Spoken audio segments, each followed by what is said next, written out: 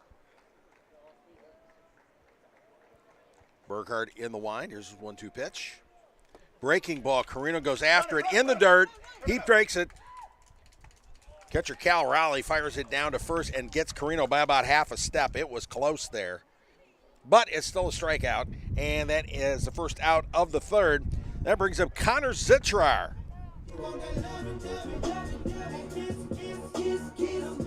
Now batting, number 20, Connor Zitrar. Zitrar struck out in the first inning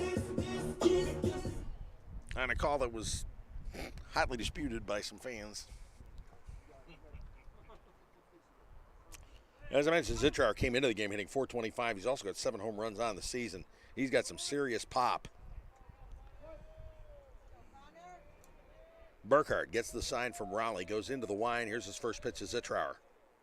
Zitrar lines it to left field, and it gets past Bennett Morrow. Here goes Zitrar.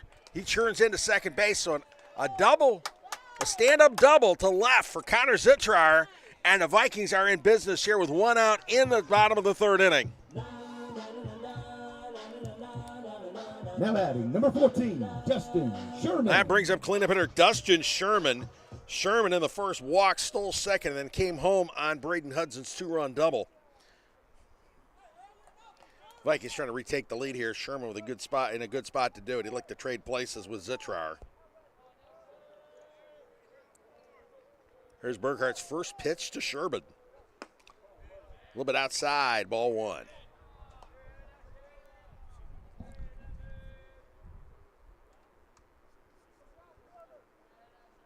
So Zitrar on second.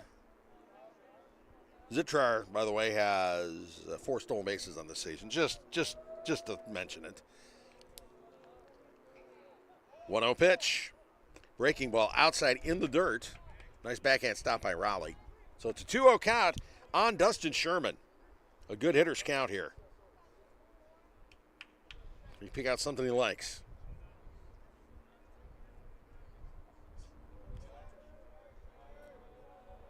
Burkhardt in the stretch. 2-0. A little bit low. 3-0 count now on Dustin Sherman. On deck is Braden Hudson, the guy who drove in the 2 runs in the first inning.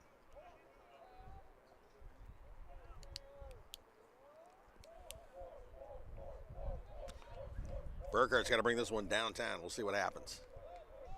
Here's the 3-0. Sherman taking it all the way. Catches the inside corner for strike 1. So 3-1 count, still a good hitter's count. Casey Rasmus telling Sherman, let's do it. Burkhardt gets a sign, goes into the stretch. Here is his 3-1. Swing and a miss from Sherman, strike 2. So it's full count now. Burkhardt coming back from that 3-0 count. 3-2, 1 out here in the bottom of the third inning in a 2-2 contest.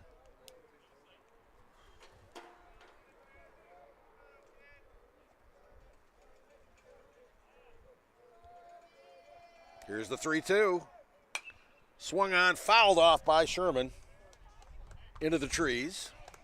So far, cars are unmarked. We're in the third inning. It's better than the last time we were here.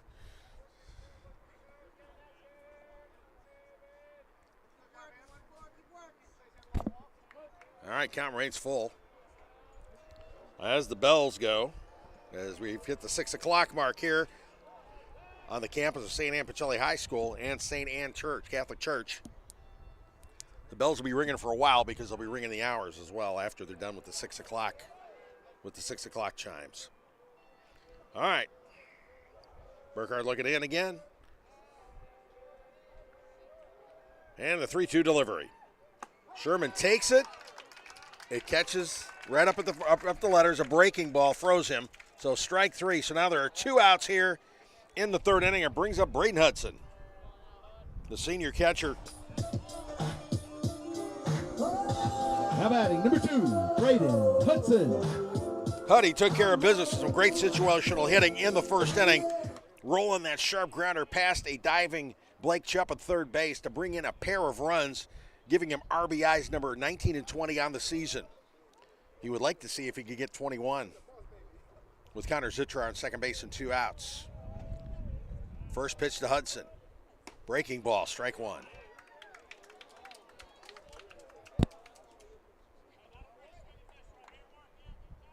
All right. Head coach Casey Rasmus telling Hudson to be aggressive. And the bells start again, now ringing the hours. And here's your 0-1 pitch. Fastball. Strike two. Up around the letters. So 0-2 count now on Hudson. He's going to have to protect the plate from here. Kind of change your hitting approach here. But remember, a single with 2 outs. Zitrow's got decent speed. It could mean a run. Fastball way up there. Ball one. Tried to get Huddy to chase. He declined to chase it. So we're going to 1-2 count now.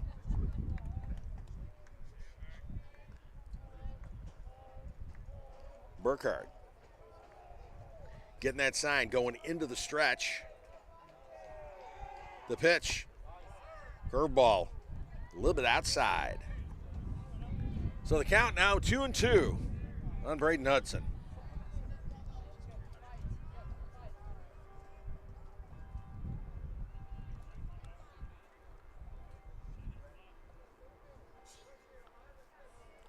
You can still hear the bells tolling in the distance. 2-2 count, 2 outs. Deuces wild. Runner on second here in the third. 2-2 game. And number 2, Braden Hudson stepping out of the box. Granted timeout. They playing under Don Bales. He's back in, and here we go. Burkhardt comes set. Here's his 2-2. Grounded up the middle. Hit Burkhardt right in the shin. It could have gone through. He hit it very sharply, but it hit Burkhardt in the shin. Throw over to first. That ends the inning. That was a good rip, too. Sometimes it's atom ball, folks. So an inning, no runs on 1 hit, no errors, 1 runner left on base. After 3, Pacelli 2, Strong Rock 2. You're watching Vikings baseball on Georgia, Alabama Sports Live.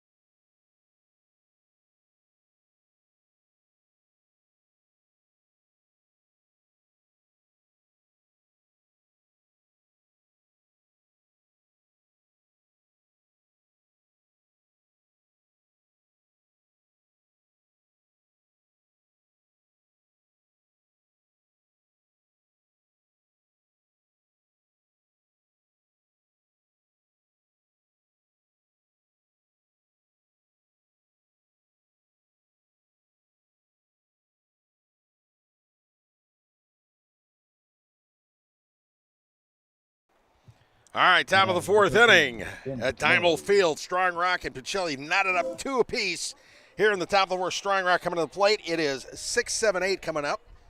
Bennett Morrow leading things off, taking the first pitch from Austin Dennison up high for ball 1. Morrow grounded into a fielder's choice in the 2nd inning in his first plate appearance. Austin Dennison on the mound in the stretch. That is strike 2. He threw one wild that went behind Morrow, and it hit the bat and dribbled foul. Wow, really? Okay. Okay. He's going based off my man here. Oh, is it 0-2? He says 1-1. It's an 0-2 count? We're double checking here.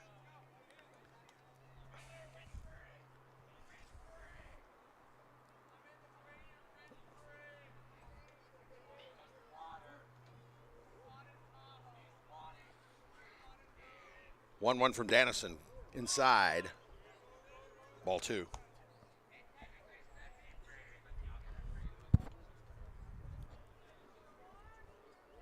So 2-1 count on Bennett Moore here leading off the top of the 4th inning. Dannison coming set. The pitch. Breaking ball grounded to first, right to Dustin Sherman. He scoots over, touches first, and the 3 unassisted. Getting things started here in the top of the 4th inning. That brings up freshman Todd Raleigh. T grounded out to the second and a fielder's choice to end the 2nd inning. Now batting number 29, Todd Raleigh.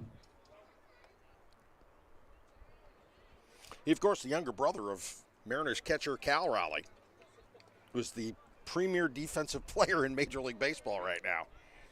First pitch, Raleigh in the air, behind short into short left field. Levi Thompson running on the run, makes the catch for the 2nd out of the inning. So 2 outs, 2 up, 2 down here in the top of the 4th inning. That brings up Brody Spann, the second baseman. Spann was hit by a pitch to lead off the 3rd inning, and they went on to score on one of 2 balks committed by Austin Dannison in that 3rd. Dannison taking care of business here, getting 2 outs quickly in the top of the 4th inning. First pitch to Spann. Fastball swing and miss, strike 1. Dannison seems to have refound the secret here.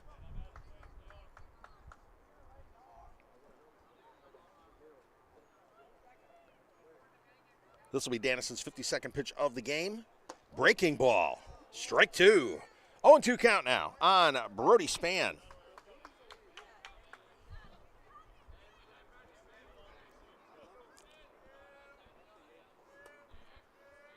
Get the sign from Hudson. Go 2, outside, try to get him a chase, he didn't. So the count now 1-2.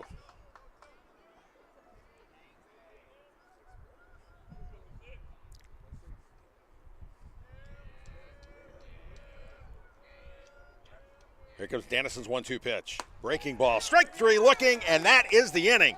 That was quick and well done. In the inning, no runs, no hits, no errors, nobody left on base. At the end of 3.5, Pacelli 2, Strong Rock 2. You're watching Vikings baseball on Georgia-Alabama Sports Live.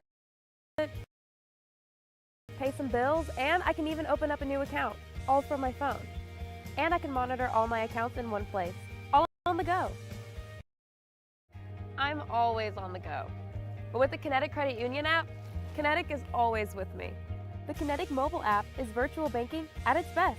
With the Kinetic mobile app, I can easily send and receive money, make a deposit, pay some bills, and I can even open up a new account, all from my phone. And I can monitor all my accounts in one place, all on the go. The Kinetic mobile app, energized banking at its best. Kinetic Credit Union, the energy for your dreams.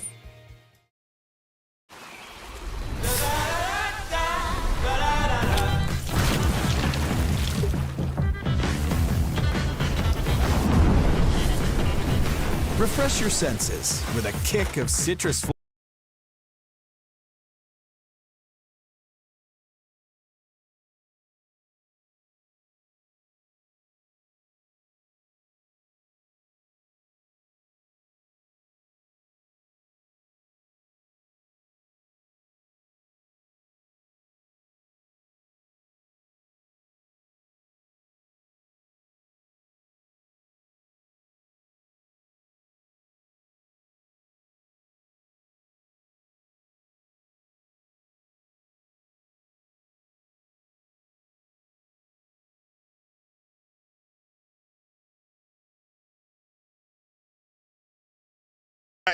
All right, here we go. Bottom of the 4th inning for the Pacelli Vikings. 6, 7, 8 due up here in this game, knotted up at 2 apiece.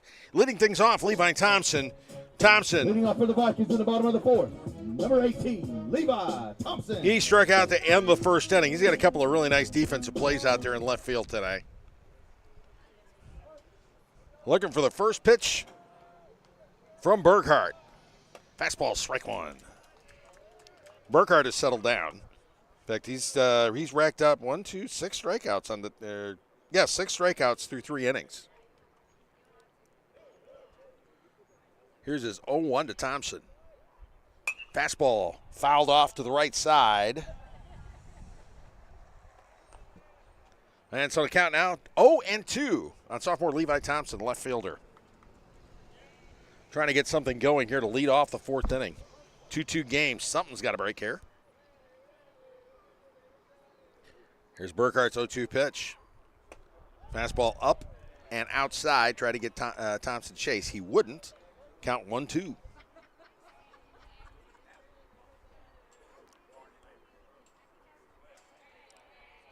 Working quickly. Here's the 1-2. Breaking ball outside. Ball 2. So 2-2 count on Levi Thompson. Leadoff hitter here at the bottom of the 4th. Blake Burkhardt delivers. Fastball outside. So Thompson's worked the count full. He's got 14 walks on the season. He's number 3 on the team in walks. He's got a good command of the strike zone. Does Burkhardt. Here we'll find out. 3-2 pitch. Ball 4. So Thompson walks to lead off the top of the bottom of the 4th inning. Vikings in business. Brings up Austin Dannison, the pitcher. Now batting, number 4, Austin Dannison. Dannison struck out on 3 pitches in his first at bat, but in the last few games, Danny's been hitting the ball good. In fact, he ripped a home run last week, too. Seems to be getting his hitting stroke going. Showing bunt. The bunt is perfect. Drag bunt down the first base line, and it rolls foul. Burkhardt grabs it. Dannison did all he could do not to kick it. So, strike 1. Good bunt, though. Just not quite fair. That was one of those you can get. That was one of those you could get a hit on. Those lefty drag bunts. All right. Burkhardt checking a runner. Over to first. Quick throw, too. Thompson forced to dive in. Levi with 2 stolen bases on the season. Taking a pretty good lead off at first. 1 foot on the green. Here's Burkhardt's 0-1. Danny showing bunt once again. Fouled off into the screen. Count now 0-2 on Austin Dannison. They're trying to play a little ABC baseball. Advance that runner into scoring position. See what you can do with it here with the bottom of the lineup coming up. Nolan Vaughn on deck. The number 8 hitter. Dannison trying to help his own cause here.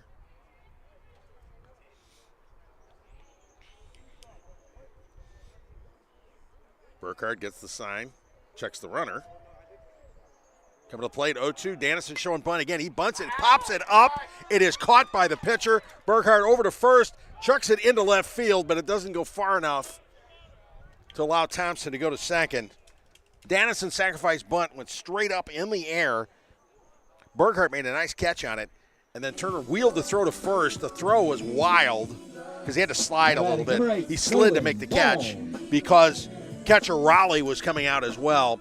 The throw dribbled out into right field, but the right fielder taking care of business. Stires was backing up first like he is supposed to. So, nothing doing. Runner on first with 2 outs here, and Nolan Vaughn at the plate. First pitch to Vaughn up high, ball 1. Vaughn hit by a pitch in the 2nd inning. He went on to steal second.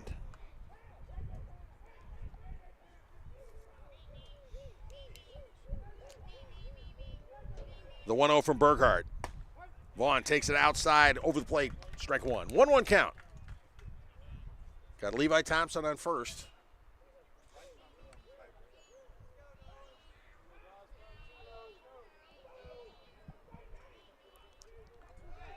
Over to first, Thompson diving in. Tag from Green, or Glenn rather.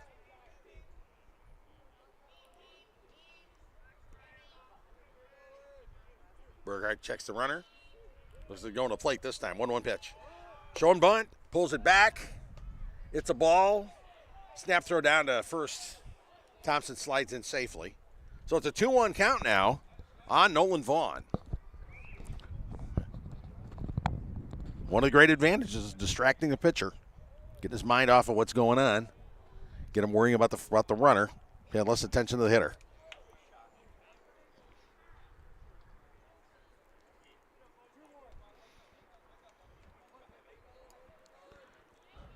Burkhardt in the stretch, his 2-1. Swing and a miss, strike 2. Got jammed. Pitch jammed Vaughn. He went after it. So 2-2 count now.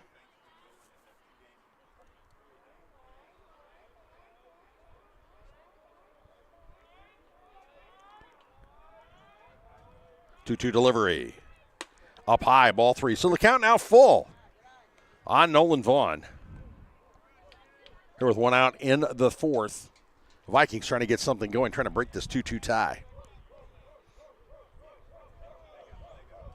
Burkhart in the stretch. 3-2 pitch.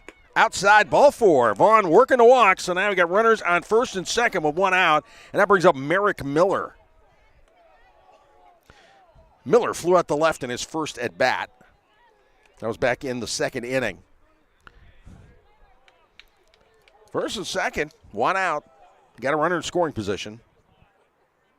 And Miller's been good situational hitting. He's got 11 runs batted in on the season. Now batting number 3, Merrick Miller.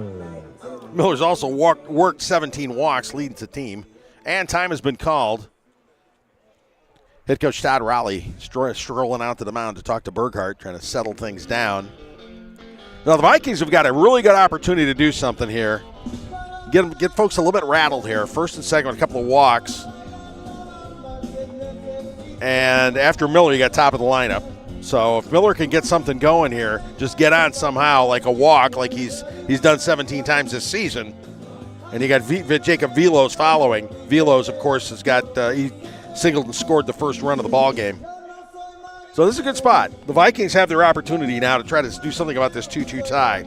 And as I mentioned, this is a big, big ball game. The Vikings are 1 game back of Strong Rock. They're in 5th place in District 5. But the one thing they're ahead in is rankings. They've got a slightly higher ranking than Strong Rock. They're number 10. They would start off the playoffs as the number 10 seed, which means that they would take on the number 6. Strong Rock's 11. They would take on the 7 in the first round. Vikings want to assure that. Maybe an outside shot. I'm moving up to 9th, but probably not.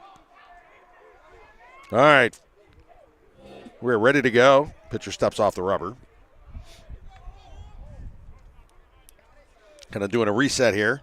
So Merrick Miller coming to the plate with Levi Thompson on second, Nolan Vaughn on first. Only 1 out here in a 2-2 game. Burkhart, first delivery to Miller. Miller taking it. Fastball, strike 1. So 0-1 count on Merrick Miller. Burkhart has already thrown 71 pitches here in the 4th. Here's the 0-1. Miller showing bunt, and he fouls it off into the screen. So the count now 0-2. Vikings looking to play a little ABC baseball. Get them on, get them over, get them in. The idea here at this point is to get them over.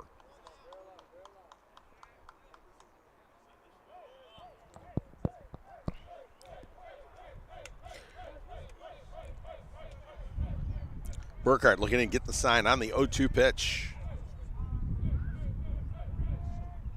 Miller swing ball in the dirt, strike 3. And so there are 2 out now here in the bottom of the 4th inning. That brings up the top of the lineup. Now batting number 6, Jacob Velos. Velos singled on the very first pitch of the game and went on to score after stealing 2nd and 3rd. He struck out in the 2nd inning. Velos would love to rack up RBI number 18 right here.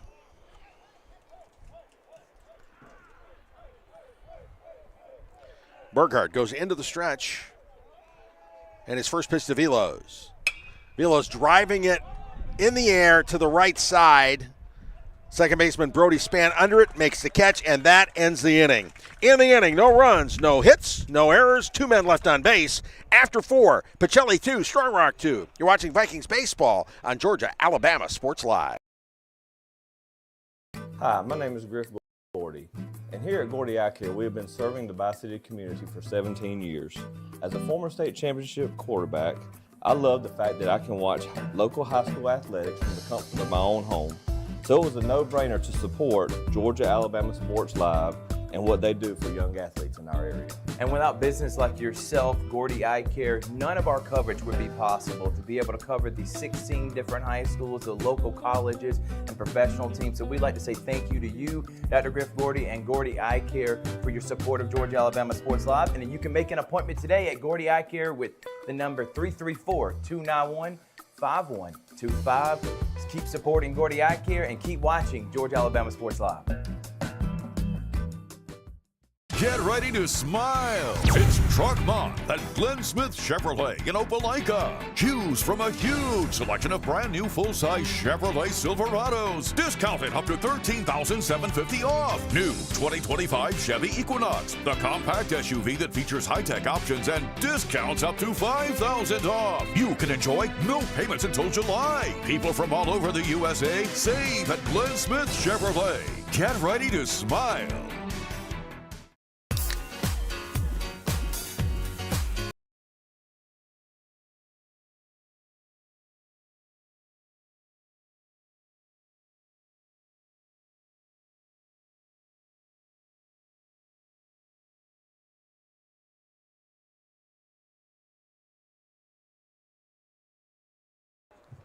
Back at Diamond Field for the top of the fifth inning. Pacelli and Shrine Rock knotted up at 2 apiece. 9-1-2 up for the Patriots here in the top of the fifth. Blake Chupp leading things off. Chupp had an infield hit and would go on to score in the third inning.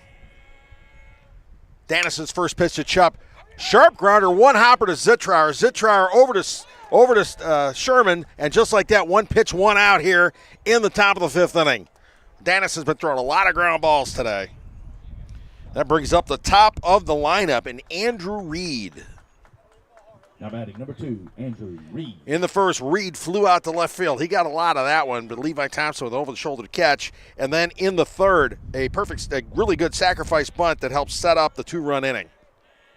Dennis's first pitch to Reed. Breaking ball outside, a little bit outside. So, ball 1. 1-0 count on Andrew Reed.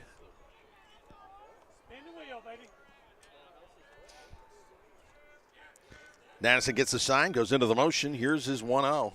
Breaking ball, strike 1. That thing broke, one of those backdoor curves broke over the plate.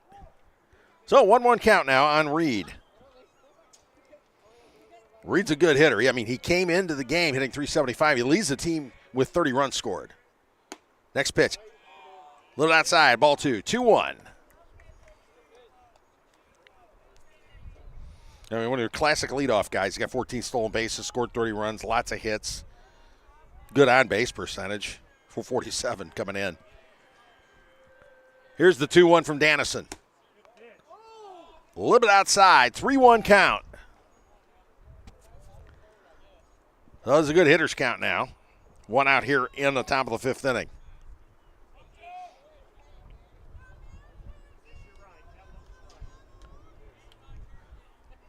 Here's Dannison's 3-1. Breaking ball. Catches the outside corner. Strike 2.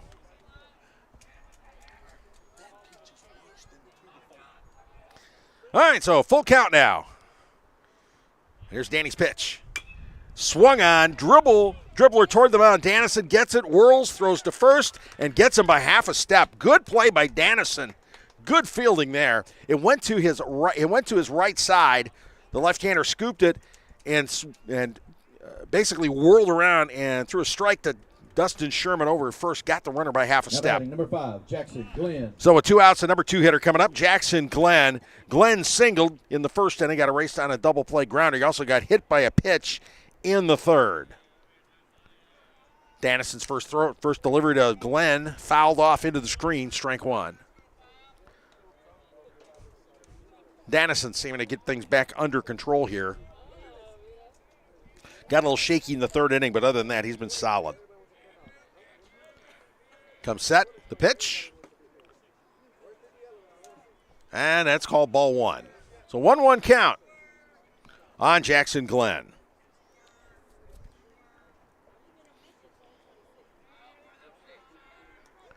Dannison working quickly. Here's his 1-1 delivery. Swing and a miss, strike 2. So 1-2 count now.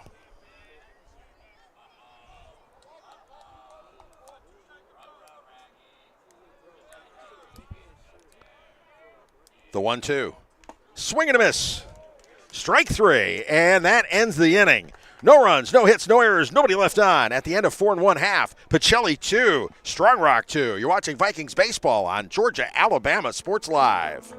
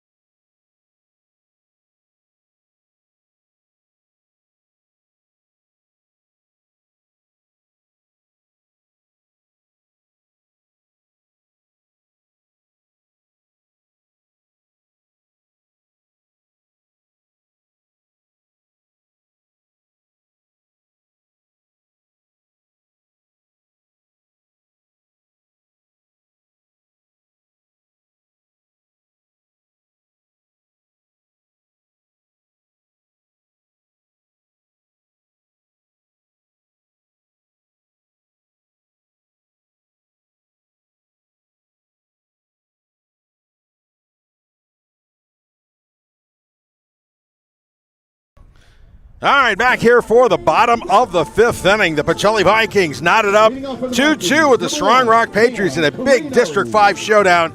Game 1 of a doubleheader here at Diamond Field.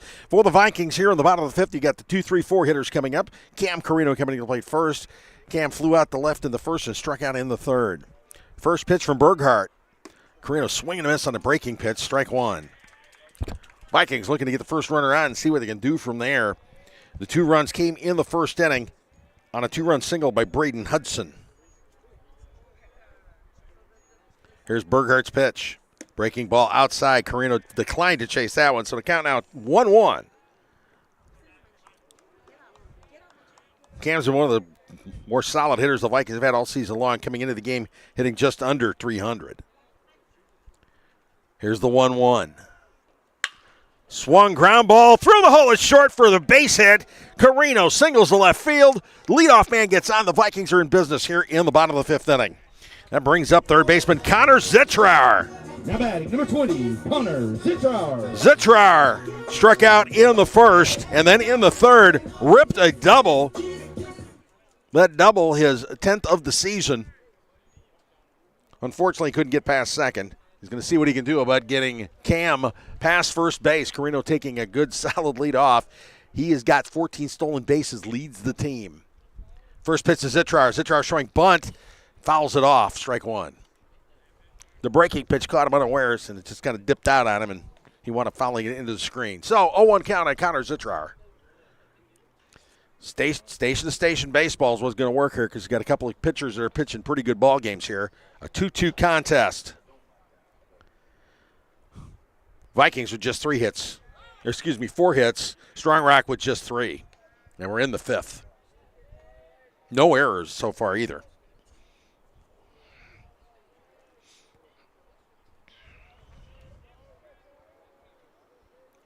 Berghardt looking in. The 0-1 to Cam Carino. Carino takes the ball. Ball 2. And Carino, Zitrauer takes it for the ball, and Carino slides in for his 15th stolen base of the season. So you got a runner in scoring position with nobody out here in the bottom of the 5th inning. And the Vikings top hitter at the plate. It's a 1-1 count.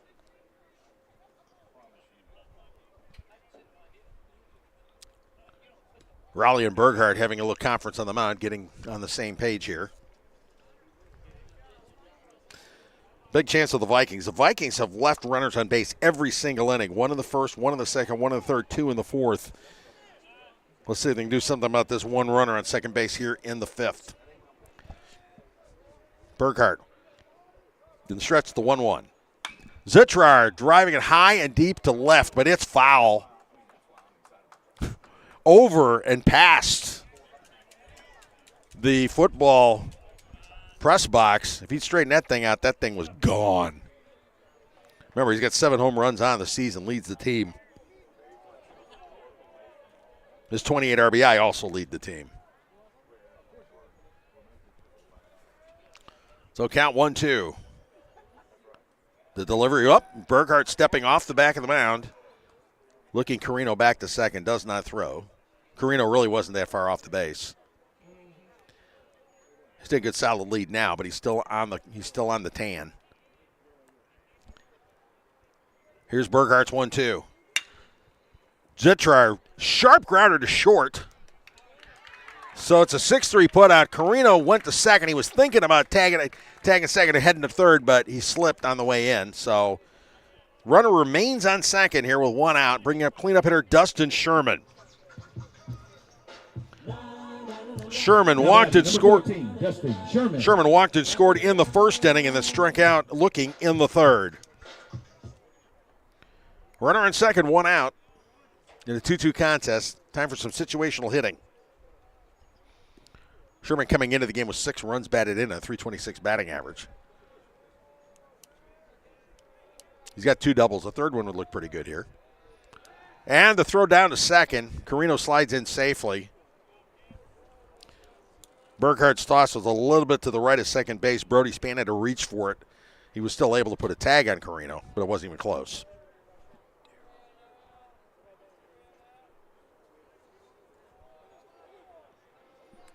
And the pitch. Ball 1.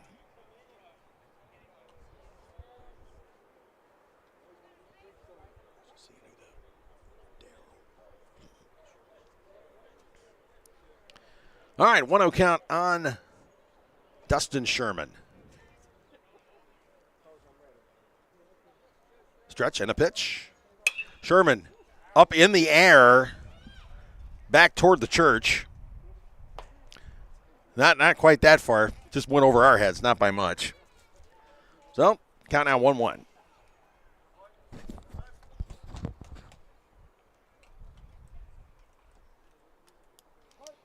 Braden Hudson on deck. He's the guy that drove in the 2 runs in the first.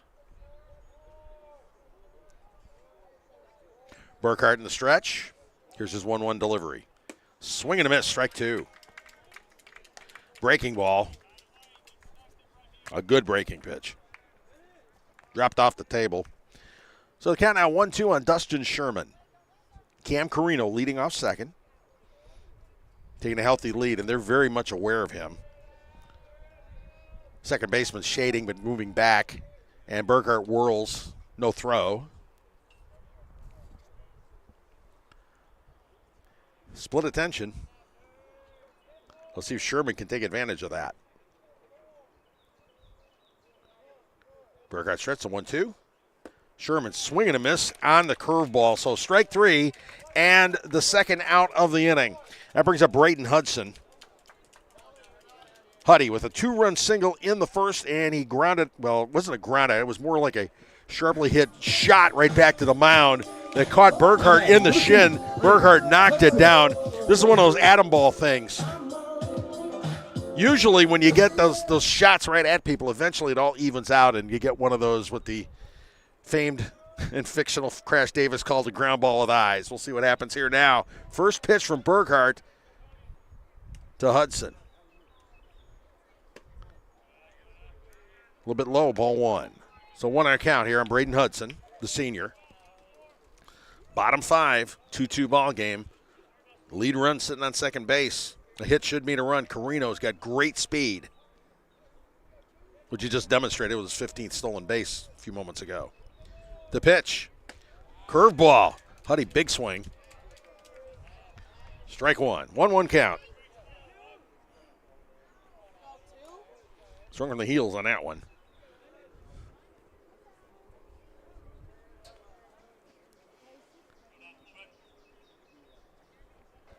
Burkhart in the stretch. And the 1-1. Nope. He steps back. Nobody's covering second. Just letting Cam Carino know he loves him. He wants to keep him there. Vikings have their own ideas about that. Hudson would love to trade spots with him. Stretch in the 1-1. Breaking ball outside. Huddy wanted to, but he held off. So it's a 2-1 count now.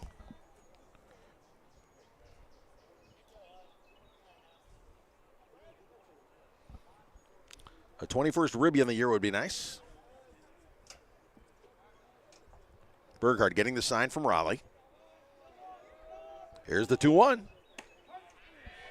Curveball. Got the edge of play. 2-2 now. 2-2 count. So now Hudson goes into protect mode. Try to extend this inning with 2 outs. 2-2 count. Runner on second. Deuces wild in a 2-2 game. And number 2 at the plate. The pitch. Curveball holds off. Ball 3. So he's worked the count full now. Hudson's walked 15 times this season. One of the team leaders. Number 2 on the team, as a matter of fact. So here we go. Full count. The pitch. Ground ball towards short. Scooped up. The throw to first. And to get him by a step. Hudson made it close, but that's not going to work. In the inning, no runs, 1 hit, no errors. 1 runner left on base after 5. Pacelli 2, Strong Rock 2. You're watching Vikings baseball on Georgia, Alabama Sports Live.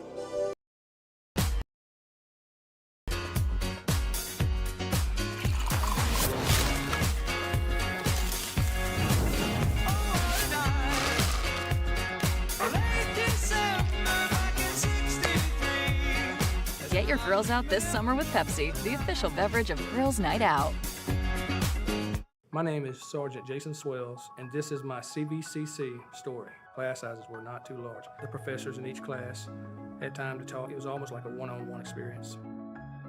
CVCC did prepare me for my career. They made sure you knew the subject before you walked out of the class, before you took the test.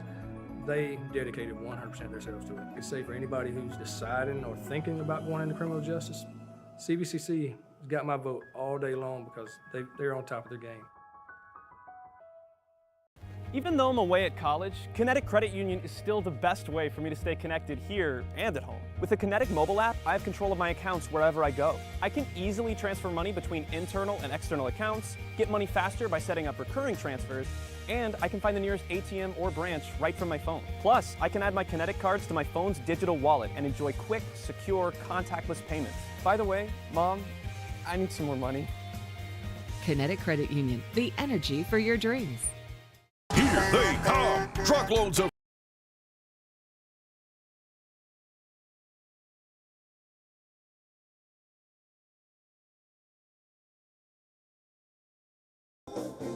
Back at Diamond Field for the top of the 6th inning in a 2-2 contest between Pacelli and Strong Rock. First game of the doubleheader here in the wrap-up to the District 5 season for both teams.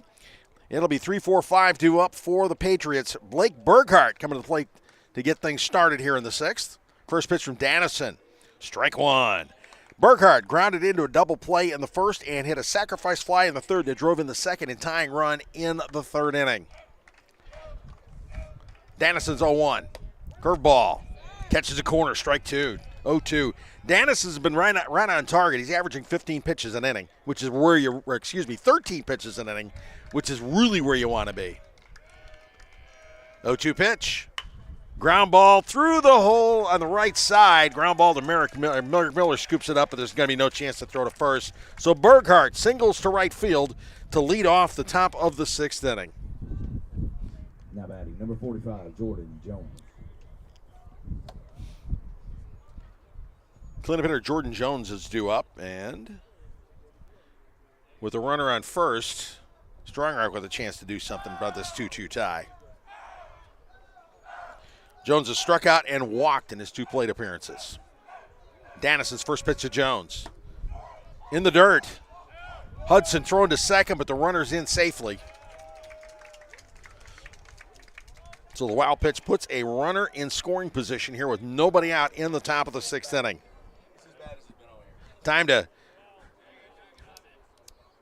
Vikings have got to do something here right now because strong weather an actual threat here in the top of the 6th. Dennison. Here's his 0-1 pitch to Jones. Jones drives it. Sharp grounder to right field. Merrick Miller comes up throwing. His throw to the plate a little bit up the line, but he got it in so quickly there wasn't going to be anything happen on that. So a second straight hit, and runners are now on the corners here in the top of the 6th with nobody out. Will Stiers coming to the plate. Stiers hit an infield single in the 2nd, was erased on a fielder's choice, and he flew out to end the 3rd inning. Dennison facing a real threat here now with runners on the corners and nobody out in a 2-2 game here in the 6th. Looking for something big here. Dennison's first pitch to Stiers. Ground ball through the hole at short, base hit. It was a seeing eye single because Jacob Velos was shaded up the middle. The ground ball brings in the run, and Strong Rock has taken a 3-2 lead. An RBI single from Will Stiers, his 2nd hit of the ball game. So now you got runners on 1st and 2nd, nobody out, and the Patriots with a 3-2 advantage. Head coach Casey Rasmus trotting out to the mound. Braden Hudson coming out there as well, and looks like a couple members of the infield, a couple infielders are going to join them in the little conference out there on the mound. Vikings trying to settle things down, keeping it down to a dull roar. Strong Rock with 1 run in this inning. Runners on 1st and 2nd, nobody out.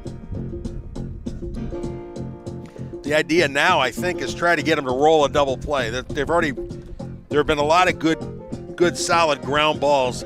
Dennison has been throwing a lot of ground ball pitches all afternoon long. He needs another one now here where they can erase a couple guys. And time's called. Looks like we're going to have a runner heading out there probably for. All right. Sending out Eli Benjamin as a pinch runner for Jordan Jones. Benjamin's played in 17 games. He's been mostly used as a pinch runner. He scored 10 runs. 143 batting average, so you can see that he's usually used as the for his speed.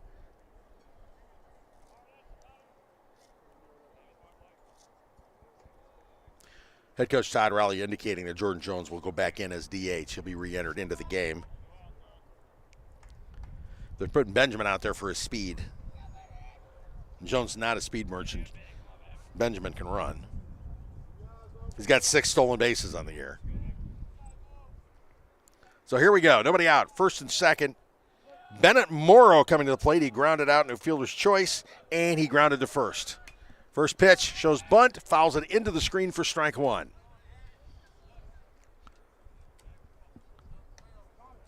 Again, it's basically station-to-station baseball. Get them on, get them over, get them in.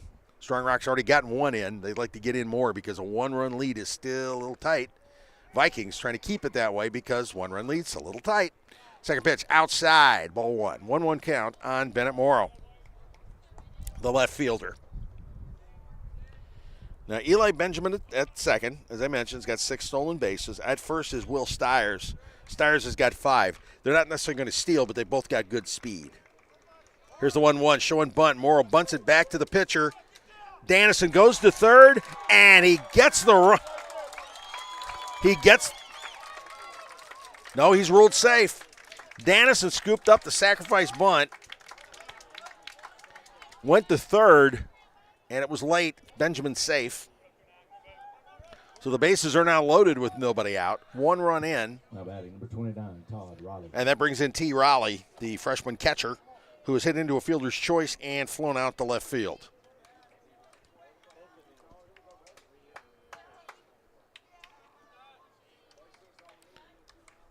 Raleigh, a freshman. First pitch to Raleigh, fastball out, pitches outside. 4-1.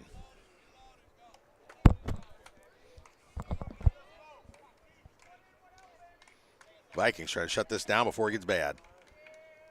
Next pitch, breaking ball outside. 2-0 count. No place to put him either. So 2-0 count. He's got to bring it downtown. Bases loaded, nobody out here in the 6th inning. Strong Rock with 1 run in already. Pitch fouled off by Raleigh. Well, the back parking lot's not as crowded as it was last time, so there's a lot more asphalt to hit and a lot fewer vehicles. 2-1 count now on T. Raleigh here in the 6th. Dennison comes set the pitch. Breaking ball up and outside. 3-1 count now. Big time hitters count here.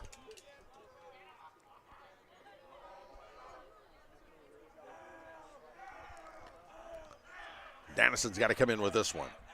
Here's your 3-1. Outside, ball 4, and a run comes home on a bases loaded walk. So 2 runs in the inning for Strong Rock as they've taken a 4-2 lead. Eli Benjamin touching the plate. Excuse me. That's Blake Hahn. Now batting, number 26, Brody Span.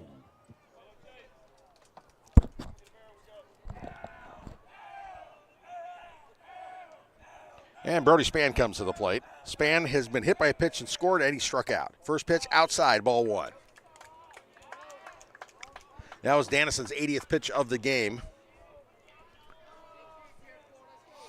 15th of the inning, and there's still nobody out. Dennison comes set. 1-0 pitch. Outside, ball 2.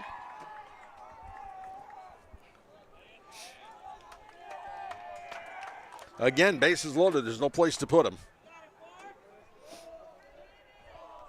I think the Vikings have somebody warming up the bullpen. Can't see, though. The pitch. Outside, ball 3. So it's a 3-0 count on Brody Span. Bases loaded. Strong Rock with 2 runs in already. And nobody out here in the 6th. Dennison stepping off the mound. Looks like trying to collect himself here.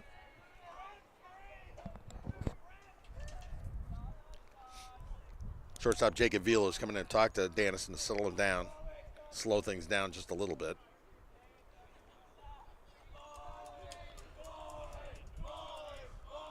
So Span steps in. The pitch. Up high, ball 4. Another run comes home and another bases loaded walk. 3rd run of the inning.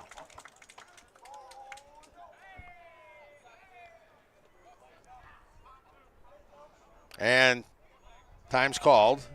Braden Hudson and the entire infield trotting on in to talk to Dennison.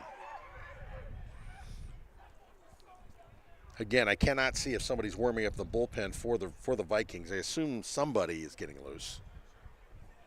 Unless they're going to bring in one of the position players, which is usually what you would get if Cam Carino would come in from second, perhaps. Plate umpire Don Bales going out to the mound now to break things up, get everybody back to what they're doing. And he gets about halfway there. Meeting breaks up. Everybody returns to their positions. Now batting, number 15, Blake Chupp. And Blake Chupp, the number 9 hitter, coming to the plate now. Again, bases are still loaded. There is still nobody out. 3 runs in the inning and a 5-2 lead for Strong Rock. Here's Dennison's first pitch to Chupp. And Blake Chupp takes that first pitch for a strike. Chupp singled and scored in the 3rd and grounded out to third base in the 5th. Dennison comes set. 0-1. Chupp sends it to center field fairly deep. Nolan Vaughn camps under it, makes the catch. The throw's to third to hold the runner at third, but the runner on third, Morrow, trots on home. So the sacrifice fly to center field brings in a 4th run in the inning. And now Strong Rock with a 6-2 lead. Ouch. And that brings up the top of the order. That was the first out of the inning. So you got runners on first and second with 1 out. And Andrew Reed coming up, and now a pinch runner. This time it is Eli Benjamin going in to run. Now batting, number 2, Andrew Reed. For catcher Todd Raleigh.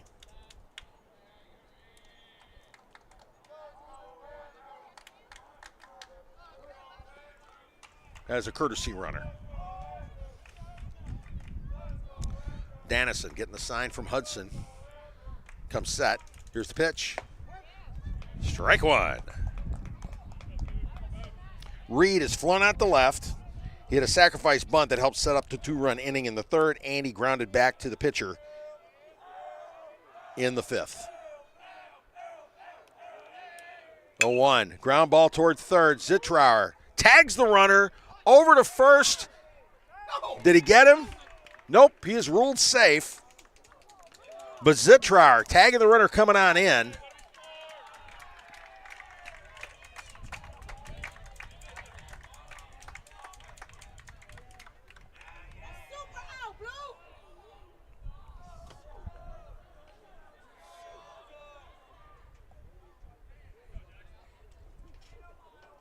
On the play, Span managed to get all the way to first base. Went from first to third on the fielder's choice.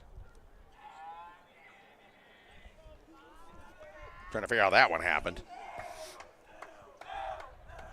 But anyway, runners in the corners now, 2 out. First pitch to Jackson Glenn. Swing and a miss, strike one. Glenn singled in the first. Batting number 5, Jackson Glenn. Was hit by a pitch in the third and struck out in the fifth. Runner on first breaks. They're just going to let him go to second. They were trying to see if they could get into a rundown situation.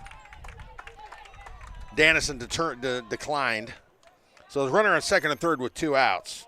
They're trying to see if they can sneak one more run in, Brody Span, so they can sneak him across home plate in a rundown situation. Didn't happen. 0-1 pitch. Outside, in the dirt. Braden Hudson corrals it. Nobody advances. 1-1 count now on Jackson Glenn, number 9 hitter in the inning. So the Patriots have batted around here in the 6th.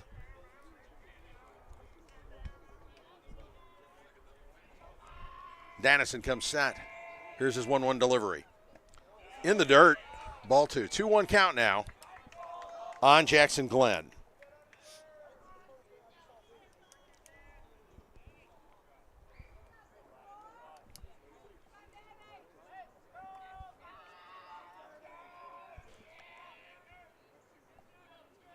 Here's the 2-1. Up high. Ball 3. 3-1 count now on Jackson Glenn with runners on second and third here and 2 outs. The Vikings trying to get this thing over with. They've already suffered enough damage. A 4-run 6th inning by the Patriots. 3-1. Catches the corner. Strike 2. 3-2 count now. 3-2 count. The Vikings will have 6, 7, and 8 coming up in the 6th inning. Here's Dannison's 3-2. Behind the hitter, ball 4. So Jackson Glenn walks. So they have batted around here in the 6th inning. And Blake Burkhart will come to the plate for the second time in the 6th. Time's been called. Head coach Casey Rasmus strolling out to the mound. We're going to have a pitching change. So let's take a break. You're watching Vikings baseball on Georgia Alabama Sports Live.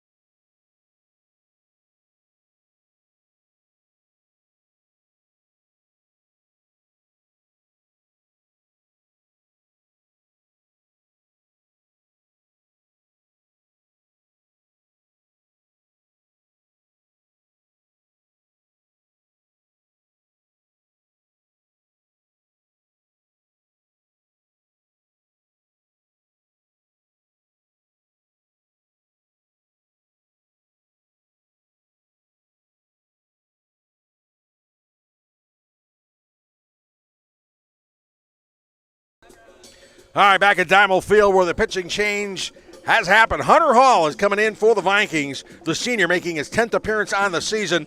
He has no record, but he's got one save, an ERA of 4.67. He's pitched 12 innings, given up 12 hits, struck out 8, walked 10, hit 5 batters, and thrown 5 wild pitches. Opponents are hitting .250 against him. He comes in trying to shut the door here. Strong Rock has scored 4 runs here in the top of the 6th inning. There were 3 hits, but lots of walks, and just things have just not gone well for the Vikings here and down in the clutch. So Hall is trying to shut things down before it gets even worse. Blake Burkhart will come to the plate. He's the 10th batter in the inning. Number 9, Blake Burkhart. Burkhart led off the inning by with a single to right field. He would come on in to score the first of those 4 runs. Burkhart's also grounded into a double play in the first and hit a sacrifice fly in the 3rd inning that brought in the 2nd run of the game. Hunter Hall in the wind with the bases loaded. Your pitch. Strike 1. Fastball up. So 0-1 count here. Hall trying to shut things down and keep the Vikings at least this close into the ball game. The wind of the 0-1. Behind the hitter, but there's not a lot of room here behind home plate.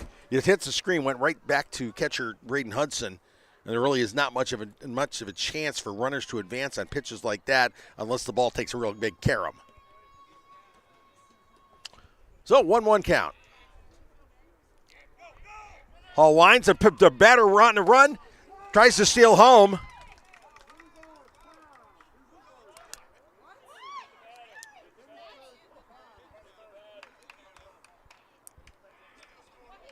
All right.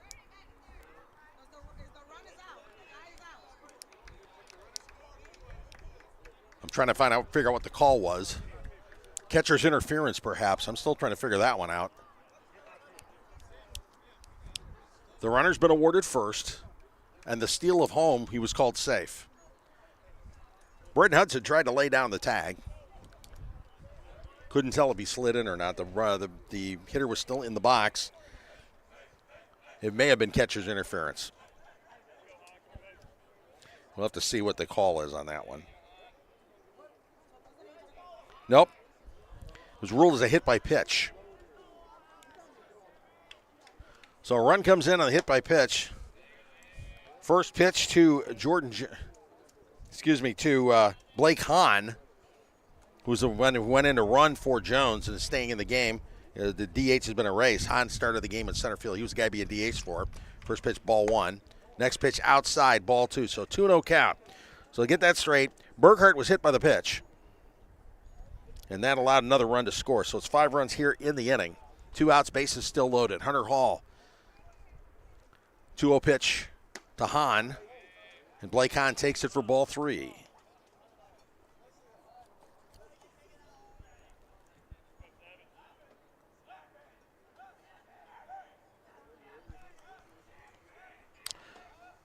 The 3-0 pitch from Hall. Inside, ball 4, another run comes home.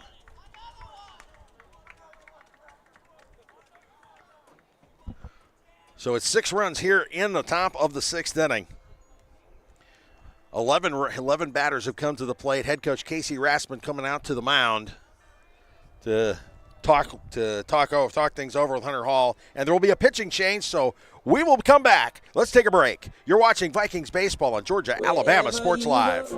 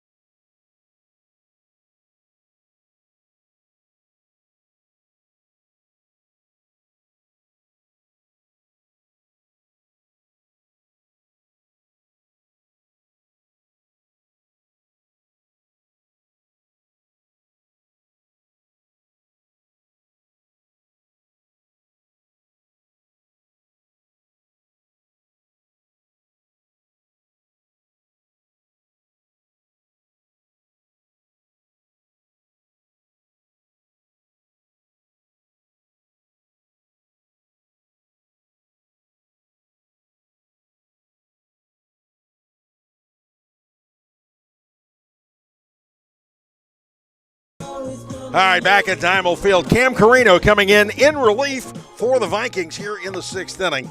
This is Carino's 14th appearance on the season. Cam is 2-3 with 2 saves, an ERA of 2.08. He's pitched 30 to third innings, given up 32 hits, struck out 24, walked 7. Carino coming in from second base, and that means a whole lot of shuffling going on. That means Nolan Vaughn will come in from center field to move to second. Merrick Miller moves from right to center field. And Alex Aponte coming on in. He will play right field. The freshman moving over to right field. He'll bat in Dannison's spot in the bottom of the inning. And here we go. It is Will Stiers at the plate. Bases loaded, 2 outs here.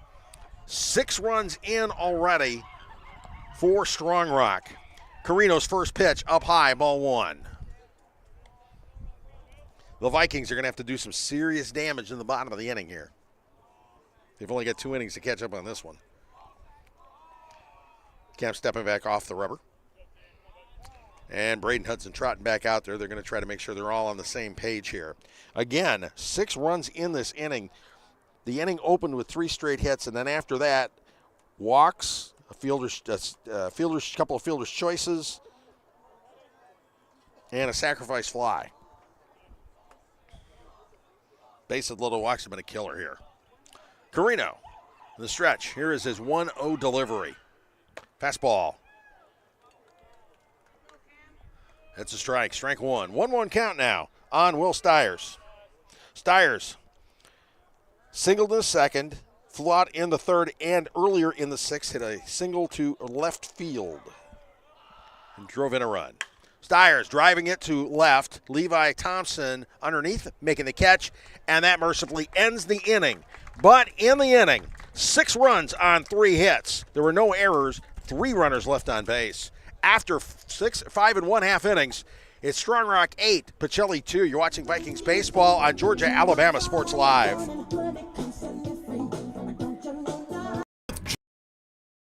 GMC in Opelika. Choose from a huge selection of full-size GMC Sierras, discounted up to $13,250 off. New GMC Terrains, the popular SUV known for its safety, technology, and performance, is discounted up to $7,500 off. Enjoy. No payments until July.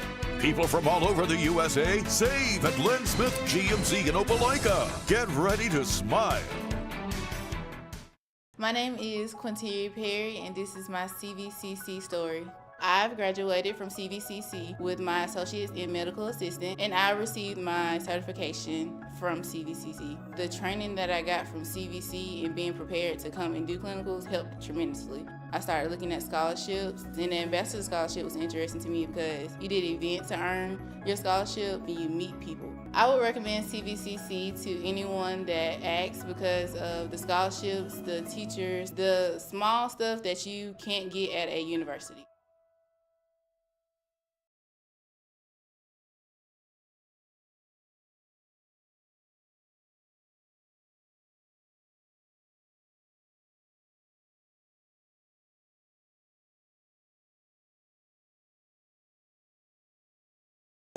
And back to Diamond Field here in the bottom of the 6th inning. A pitching change for Strong Rock. Blake Chupp has come in from third base to take over on the mound. It's his team-leading 11th appearance on the season. Chupp 2-4 on the year with a 3.26 ERA. 19 1/3 innings pitched, 11 hits. He struck out 25 and walked 12. Hit 5 batters, giving up 2 home runs. Opponents hitting 149 against him. He's the toughest pitcher they've got. He's coming in now to try to close the door and closing the book on Blake Burkhardt, who had a good outing. 5 innings, 4 hits, 2 runs earned, 3 walks, and 8 strikeouts. And leading things off here in the bottom of the 6th inning is Levi Thompson, the left fielder. Levi Thompson. Thompson has struck out, and he has walked in this contest. The Vikings needing some big power, big-time thunder here in the 6th inning after giving up 6 runs in the top of the inning on just 3 hits. A lot of bases loaded walks, and things kind of got away from them. 1-0 pitch, driven to center field. Center fielder came in on it, then Blake Hahn had to hurry up and motor back. He does manage to corral it, however, for the first out of the inning. So 1 out here in the bottom of the 6th inning. And that will bring up Alex Aponte. Aponte entering the game in the top of the inning to play right field during the second pitching change of the inning. Aponte comes into this contest hitting 188. He's got 4 runs batted in. He scored 3 runs. He's got a good solid on-base percentage because he's walked 8 times, a 440 on-base percentage, and that's what they need right now. Ducks in the pond. Aponte going to do whatever he can to get on base. Head coach Casey Rasmus in conference with plate umpire Don Bales.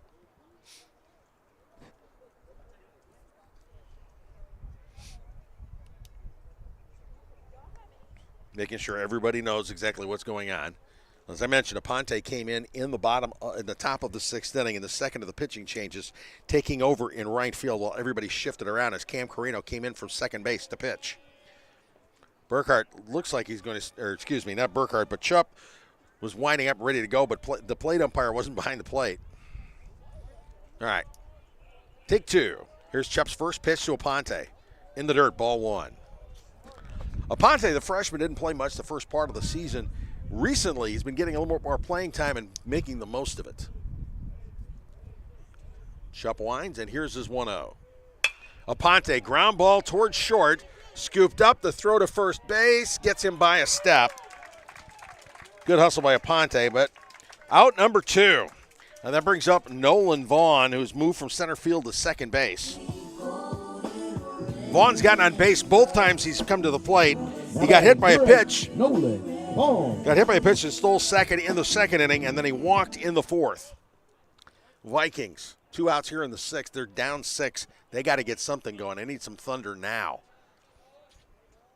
Blake Chupp delivering. The first pitch to Vaughn. Outside, ball 1. Vaughn's been good at working walks. He's walked 11 times this season. Here's Chupp's 1-0. Inside, ball 2.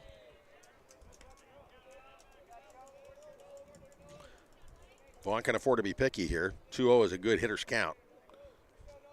Rip it if you like it. Lay off of it if you don't. The delivery. Ball 3. Low.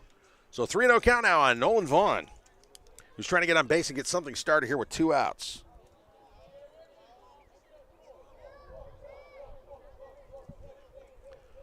Chupp's 3-0. Ball 4. 4 pitches. Vaughn getting on first base on the walk. That brings up Merrick Miller, who's now playing center field. Moved from right in the position shuffle. Miller's flown out to left and struck out in his 2 plate appearances. Miller going to do whatever he's got to do to extend this inning. Vaughn on first with 2 outs. Top of the order coming up after Miller. And like I said, Miller's had some good. He's done some good situational hitting so far this season. 11 RBIs. First pitch from Chupp to Miller, inside, ball 1.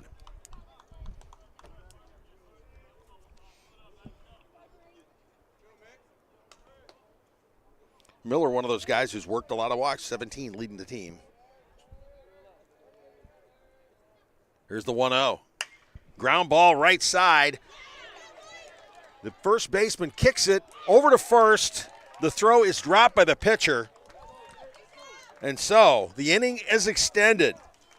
Jackson Glenn had to go to his right. He knocked it down, but could not hang on to it. Then he flipped to the pitchers. Chupp did what he's supposed to do, covering first. Now batting, number 6, Jacob. But the throw got away from Chupp, so there's an error in there somewhere. We'll see who it gets awarded to. They're going to call it an E3. So, first error of the inning. Runners on first and second with 2 out. Top of the order up. Chance for the Vikings to make a little bit of noise here. They're down 6 after a rather disastrous top of the 6th. See what they can do in the bottom of the 6th inning to even things out. Velos singled to first and scored. He's all struck out, and he popped out to second. Chupp's first pitch to Velos. Breaking ball. Ball 1. He got Nolan Vaughn at second, who's fast. Vaughn with 10 stolen bases, and over on first is Merrick Miller, who can move a little bit too. And Velos, who can hit just a bit. The 1-0 delivery from Chupp. Outside, ball 2. 2-0 pitch. This is a 2-0 count. This is a good hitter's count. Velos came into the game hitting .325.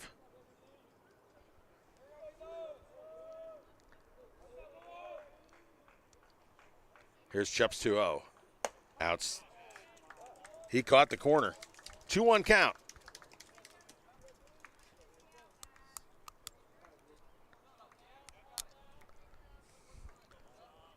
A setting sun right now makes the life on the left side of the infield and in left field a little more interesting.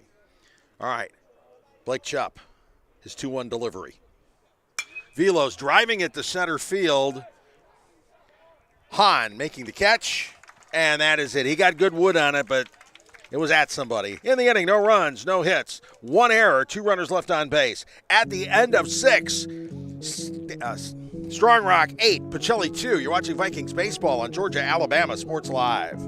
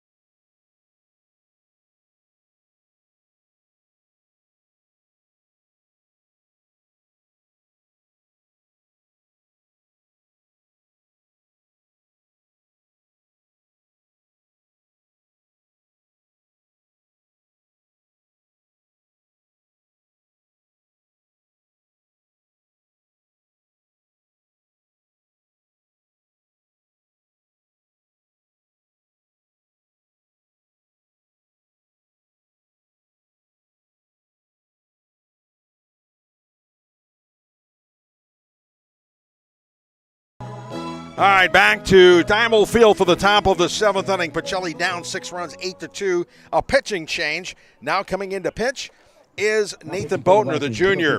His 6th appearance on the season. He's 0-1 on the year with a 1.98 ERA, 17 2/3 innings, 20 hits, 12 strikeouts, 7 walks. He's hit 1 batter, thrown 1 wild pitch. Opponents are hitting .256 against him. He's a soft-tossing left-hander who's got good breaking stuff, driving batters nuts. And coming to the plate for... So leading things off here in the 7th, Braden Ray coming in to hit for Bennett Morrow here to lead off the 7th inning. Ray has played 13 games. He's got a 182 batting average, no runs batted in or homers. He's got a double on the season and scored 4 runs.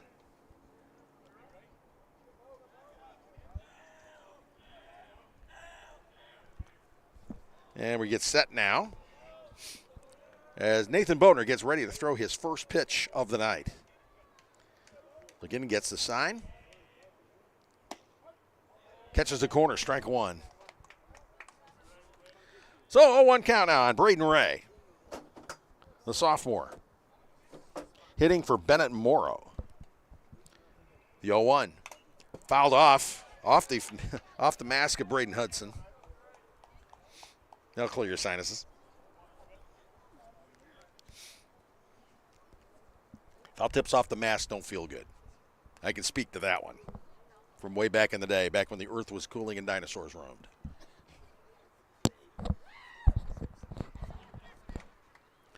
So the count now 0-2 on Braden Ray. Time to clean off the plate. Which is pro forma since we're on a turf field. There's nothing on the plate. But it's good to make sure that everybody's feeling good. Braden Hunt's, he's got it. He took shots like that during football. So here we go.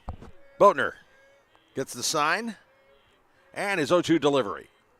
Breaking ball. Fouled off into the screen. Count remaining 0-2.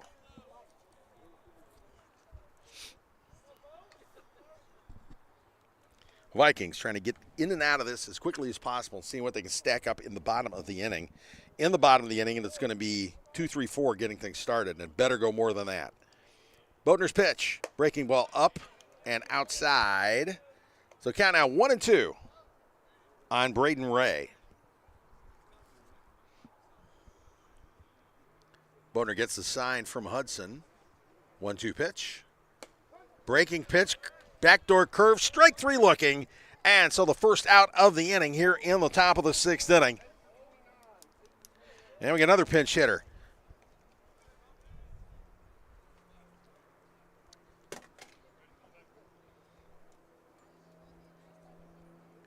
And what's interesting is I do not have an 8 on my roster. Let's see if we can figure this one out.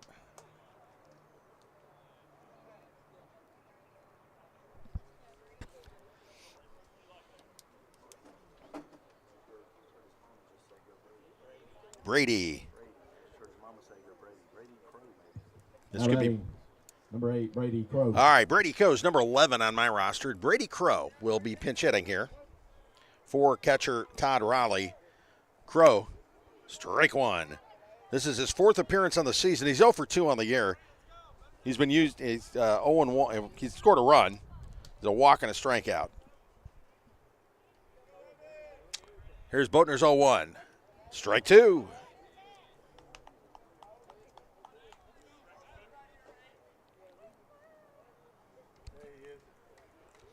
Boatner getting the sign.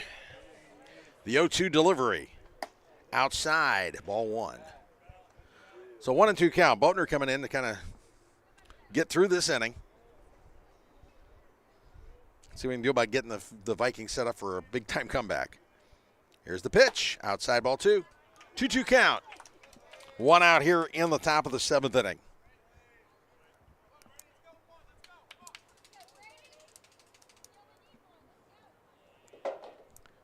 Pitch. Crow, the sophomore, fouls it off into the screen, so the count remains 2-2.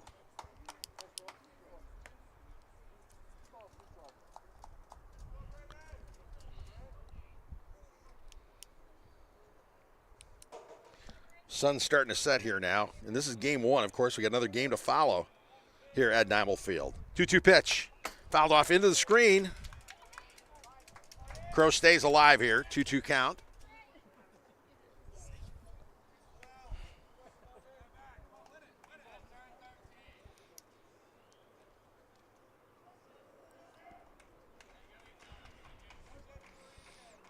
Boatner toes the rubber. Begins the motion. 2-2 pitch. Swing and miss, strike three. So 2 out, 2 up, 2 down. Here in the top of the seventh inning, Brody Spann not coming to the plate. Cameron Harvey appears to be the pinch hitter this time.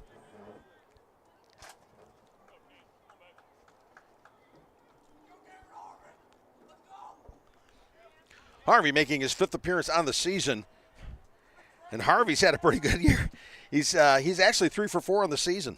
He's got a double. Scored a run. 3, Cameron Harvey. He's a sophomore.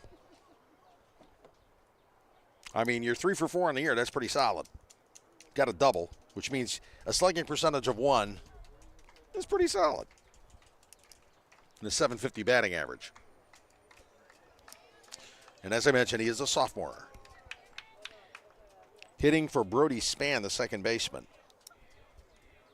Here's Boatner's first pitch. Outside, ball one. With all these changes, my scorebook's looking kind of ugly at this point. Boatner's 1-0. Swing and miss, strike one. 1-1 count.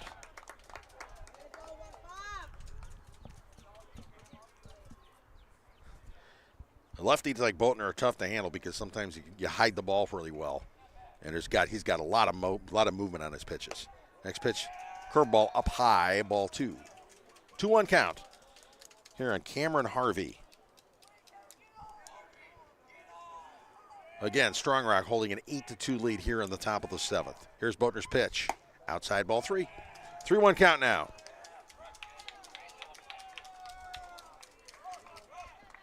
With the big lead, Todd Rowley getting some of his backups in here, getting him some ABs. Boatner's pitch. Ball 4. So with 2 outs, a walk. And that brings up, let's see who we got now. Number 6. Okay, it looks like Brooks Bibby, who's a pitcher. Now batting, number 6, Brooks Bibby. Brooks Bibby pitching, who's a pitcher who has not batted this season. He's coming up to the plate. He's pitched in 9 games. This is his first plate appearance on the year. If I remember right, he pitched the other night.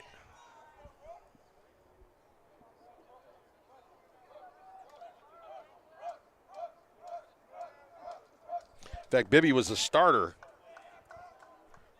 when the 2 teams played on Tuesday night, his starting pitcher.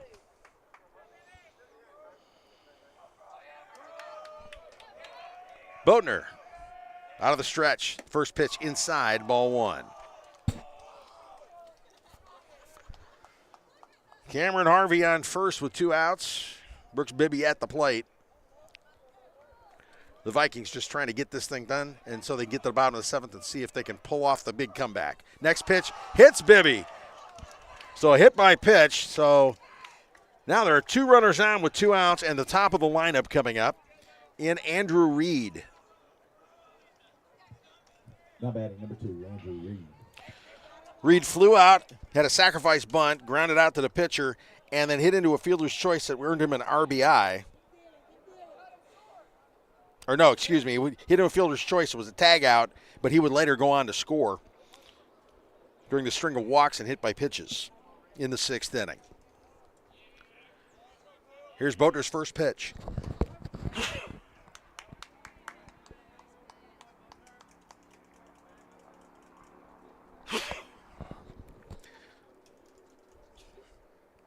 Boatner to stretch. And the 0-1 delivery. Curveball inside, ball 1. 1-1 count on Andrew Reed, the shortstop, the senior.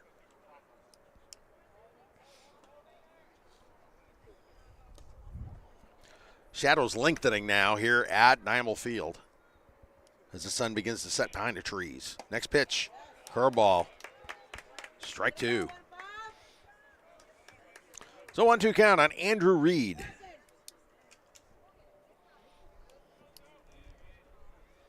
Boatner gets the sign. The delivery. Breaking pitch in the dirt. Strike 3. Throw down to first on the drop third strike, and that is the inning. So in the inning, no runs, no hits, no errors. 2 runners left on base. We go to the bottom of the 7th inning. Pacelli needs a big comeback here. They trail 8-2. You're watching Vikings baseball on Georgia-Alabama Sports Live.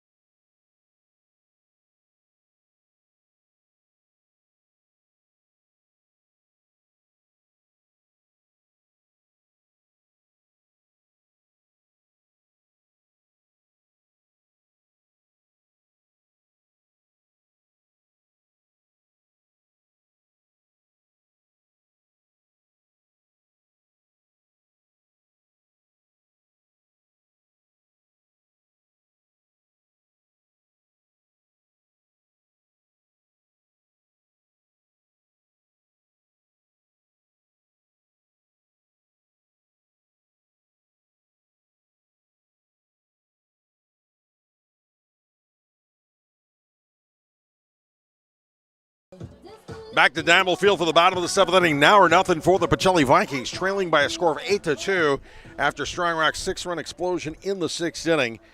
Pretty much top of the lineup due up, though. 2-3-4. Cam Carino hoping to get things started. A lot more than 2-3-4 need to come to the plate for the Vikings if they want to pull this one out.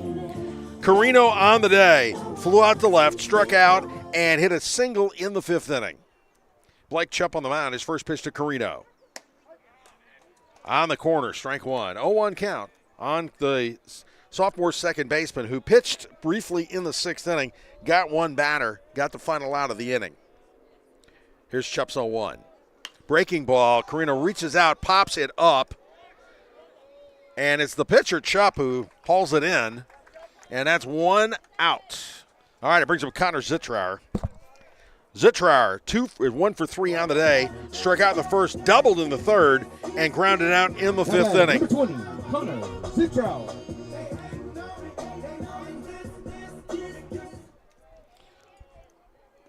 Zittrauer with 7 home runs on the season, 28 RBI. But right now, he just wants to get on base and do something and get something going. Vikings only have 2 outs remaining here. Try to come back from a 6-run deficit. First pitch, breaking ball in the dirt, ball 1.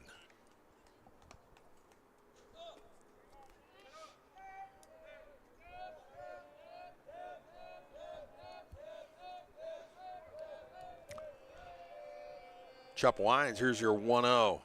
Zittrauer, big swing and a miss, strike 1. So 1-1 count on Connor Zittrauer. 1 out, nobody on. Here in the bottom of the 7th.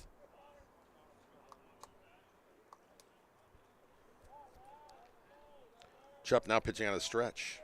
The 1-1. Zittrauer scorches one into the screen right by the dugout. It just missed going into the Strong Rock dugout. That was quick. That was a seed. So the count now 1-2.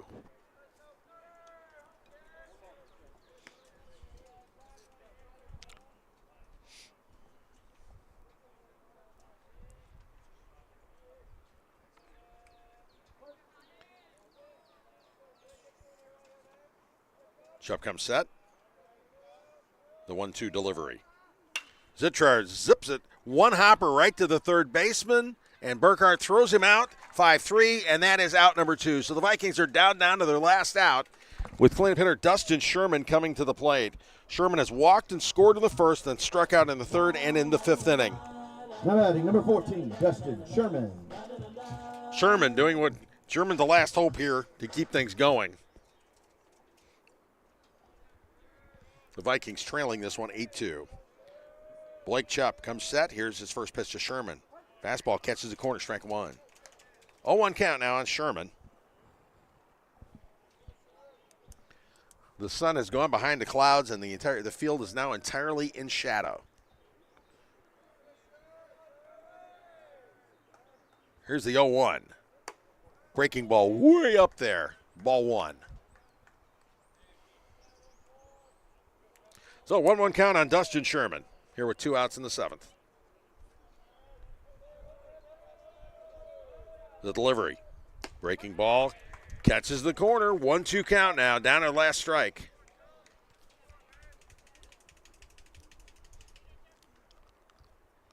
Trying to keep things alive and maybe try pull off an epic comeback. We will see. Chupp's 1-2 delivery on the way. Sherman fouling it off. Hits one of the light poles. Count remains 1-2.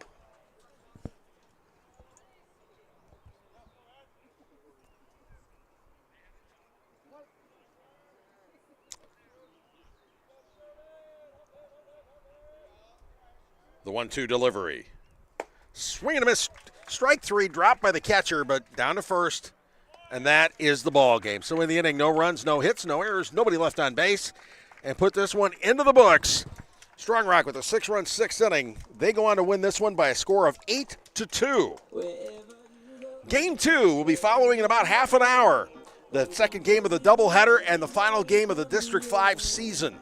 The Vikings looking to at least earn a split on this one. We will be back with you shortly. Georgia, Alabama Sports Live.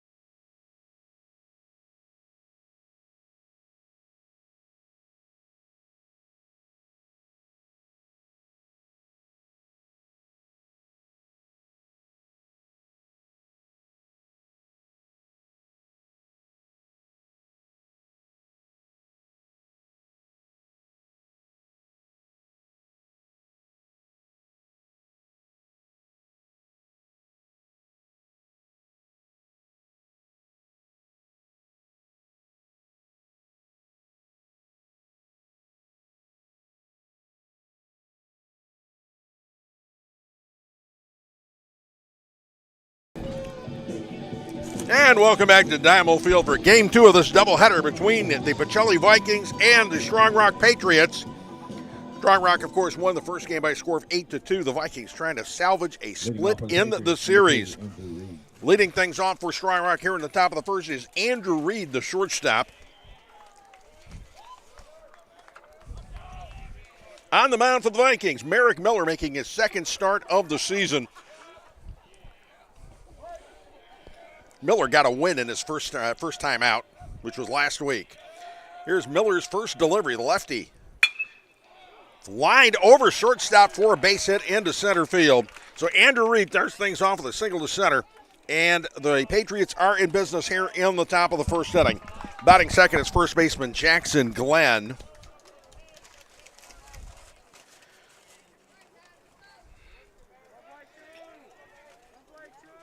In the first ball game here, Glenn went 1 for 2 with a strikeout and a walk. Now batting number 5, Jackson Glenn.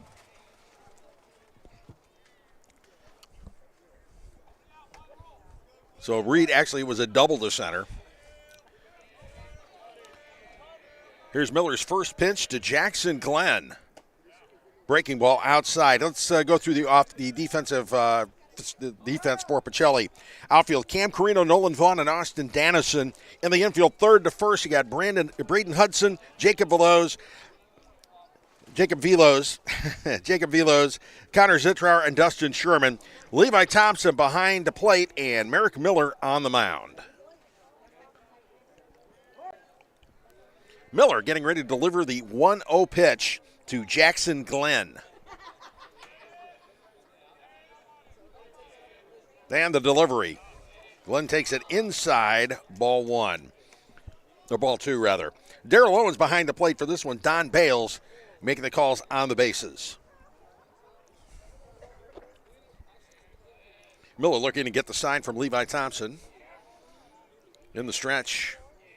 And the 2-0 pitch. A little bit inside, ball 3, so it's a 3-0 count.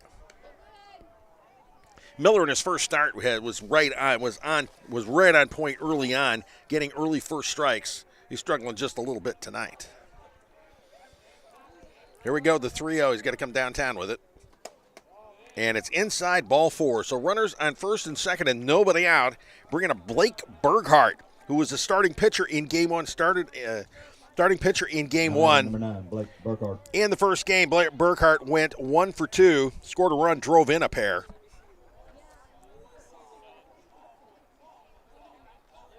Miller an early jam here, top 1.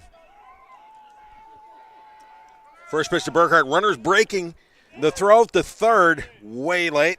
And Andrew Reed with the steal, as does Jackson Glenn. So the runners on second and third with nobody out here in the top of the first inning. Burghardt, the top hitter on the team, came into today hitting .435. And that average is up after a 1 for 2 outing in the opener. Miller checks the runners. In the stretch. 0-1 pitch. Way outside. Thompson has to go reaching for it. He corrals it, however. Taking a carom. And that probably would have allowed a runner to score from third due to how far outside it was. There's not a lot of room behind home plate, so usually it'll come right back off the backstop and come right back to the catcher. That one looked like it wouldn't have. Good play by Thompson. All right, here's the 1-1 delivery from Miller. Foul ball right at me, and I flinched again. Oh, man. I was a catcher. I should know better. Count 1-2 now. I'm Blake Burghardt. Vikings trying to get something here. No outs. Runners on second and third here in the top of the first inning. This is the last District 5 game of the season. Vikings trying to earn a split in this doubleheader. Miller's pitch. Breaking ball. Just a little bit inside. Broke a little bit too much. The count now 2-2. I'm Blake Burghardt.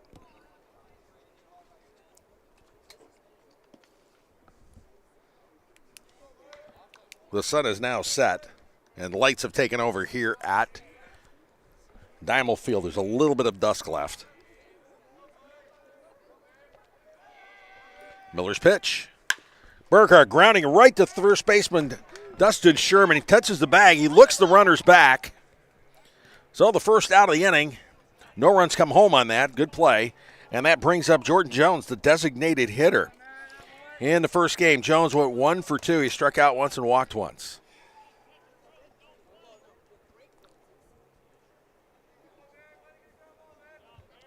Now batting, number 45, Jordan Jones.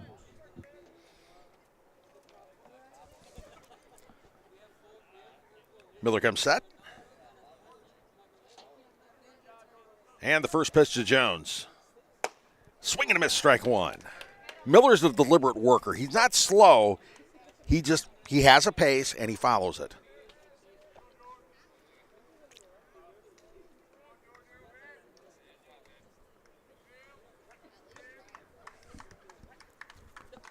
Comes set.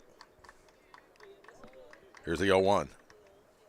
Fouled off into the screen, so the count now 0-2.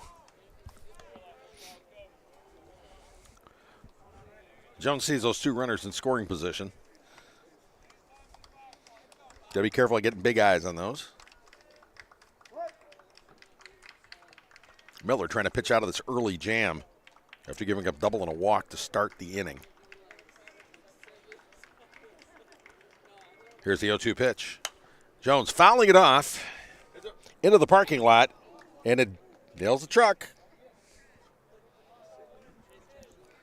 The sound wasn't a bad sound. There are crunches, there's booms, and that one was just kind of a think. So I don't think the body shops are going to get any business out of that one. All right, 0-2 pitch once again from Miller. Jones again fouls it off, straight back, again into the parking lot. Nowhere near the cars, though.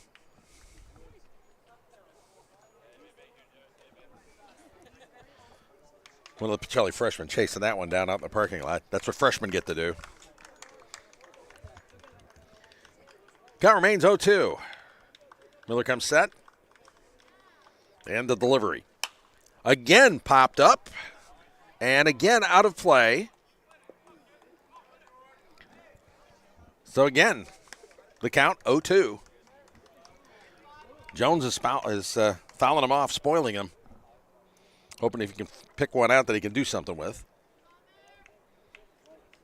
Miller being patient.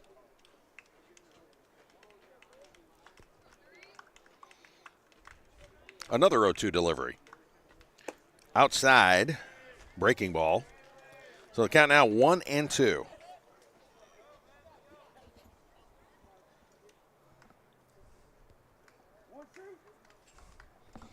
If the Vikings get out of this one without any damage, it'll be a big lift to the team. They could sure use one after the way game one ended.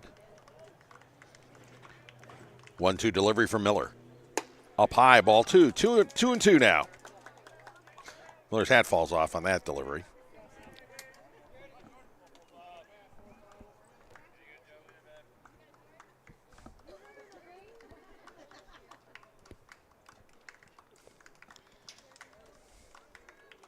Miller coming set. 2-2 pitch. Jones swinging miss, strike three. So 2 outs now. And that brings up Will Stiers, the center fielder. Stiers had a pretty big day, a pretty good big game in game one. Now batting number 10, Will Stiers. Went 2 for 4, scored a run, and drove in one. Miller trying to get out of this jam unscathed. Working the hard way, letting the first 2 on, getting the next 2 outs. Here's his first pitch to Stier. Swing and a miss. Foul tip. Right in the glove of Levi Thompson, strike one.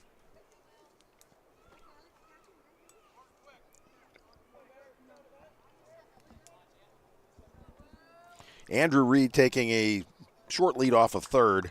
Jackson Glenn is on second, taking a little bit larger lead. Here's Miller's 0-1. A little bit up, ball one. 1-1 now. As in the first game, head coach Todd Raleigh is coaching third base. Nick Spann coaching first for the Patriots.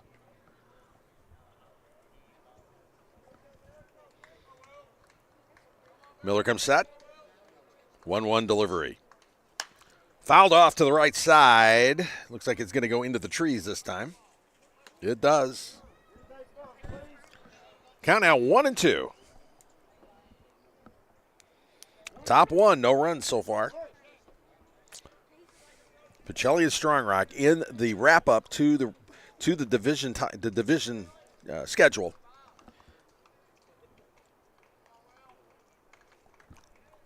One, two. Strike three. Looking. That is the inning.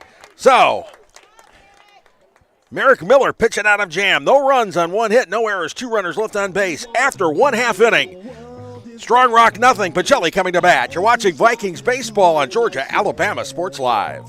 Always on the go. But with the Kinetic Credit Union app, Kinetic is always with me. The Kinetic mobile app is virtual banking at its best. With the Kinetic mobile app, I can easily send and receive money, make a deposit, pay some bills, and I can even open up a new account, all from my phone. And I can monitor all my accounts in one place, all on the go. The Kinetic mobile app, energized banking at its best. Kinetic Credit Union, the energy for your dreams.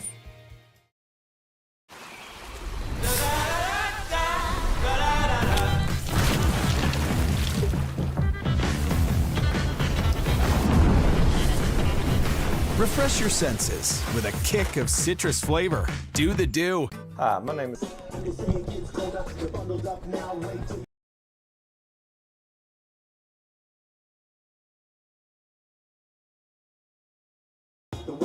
Back to Dynamo Field for the bottom of the first inning. The Pacelli Vikings taking on Strong Rock. The Vikings trying to earn a split of this doubleheader. Here's the batting order for the Vikings. It's basically the same as the first game. Jacob Velos leading off. He'll be playing shortstop. Minor change. Cam Carino is playing left field. He'll bat second. Connor Zitrar batting third. His move from third base to second base. Dustin Sherman at first. He's batting cleanup again. Braden Hudson again hitting fifth, but he's playing third base this time. Levi Thompson still hitting sixth, but he's catching. Austin Dannison, the starting pitcher in game one, hitting seventh, playing right field. Nolan Vaughn's in center, hitting eighth, and Merrick Miller on the mound, who had played right field first game. He's the starting pitcher in this one. As for Strong Rock's defensive alignment, it's not too much different from the first game. Well, outfield is completely different. Actually, Brady Evans is in left, Will Stiers in center, Todd Raleigh in right, Blake Burghardt at third, Andrew Reed is short, Blake Chupp at second, Jackson Glenn at first, Bennett Morrow behind the plate this one, and Brody Spann on the mound for the Patriots. As for Spann this season, this is his 7th outing. He has no wins or losses. He got a 0.81 earned run average. He's pitched 8 2/3 innings, giving up just 5 hits. He struck out 12, walked 5, just hit 1 batter. Opposing hitters are hitting 161 against him. So kind of getting a spot start here for the sophomore as we get ready to get things going here in the bottom of the first inning after Pacelli gets out of a jam without giving up a run. Jacob Velos will lead things off, the shortstop. In game one, he got a hit and scored a run in the very first inning, and then after that, it kind of got quiet, with Velos eventually going 1 for 4 on the day. He came into the day hitting .325. And here's Spann's first pitch to Velos. Velos leaning back, pitch up and in a little bit, ball 1. Vikings looking to see about getting an early lead and keeping it this time around. They got off to a good start in game 1, then things kind of went sideways. Velos, big swing, in the air to the right side. And the right fielder, Todd Raleigh, coming on, and T makes the catch, and it is out number 1. That brings up Cam Carino, the left fielder this game. Cam pitched the last game. He played second base and he pitched. Number 1, Cam Carino. Pitched to 1 batter, got out of it. It was an ugly 6th inning. He's the one that closed the door on it at least. In game 1, Cam went 1 for 4. Here's Spann's first pitch to Carino. Carino, ground ball, chopper to third, down the line, backhanded by Burghardt. The throw to first beats Cam by half a step. That was a close play. Burghardt made a nice play down to third. It was right down the line. He backhanded it and made the quick throw over to first and got Carino. So 2 outs here in the bottom of the first inning. Connor Zitrar coming to the plate. Zitrar playing second base today. In game 1, he went 1 for 4 with a double. Zittrauer, the most dangerous hitter in the Vikings lineup. Here's Spain's first pitch to him. Connor in the air to center field. Steyer's camping under it, coming in a little bit, makes the catch, and that is it. A quick bottom of the first inning. No runs, no hits, no errors, nobody left. At the end of one inning, Pacelli and Strong Rock are scoreless. You're watching Vikings baseball on Georgia Alabama Sports Live.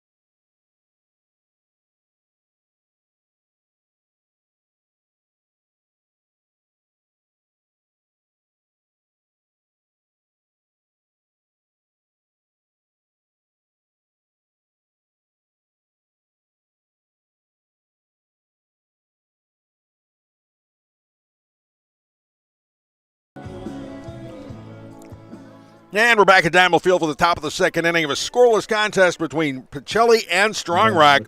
Game 2 of a doubleheader. Strong Rock winning the first one 8-2. And coming up for the Patriots, it's the 6, 7, 8 hitters. Bennett Morrow leading things off. He's catching in Game 2 here. Merrick Miller on the mound.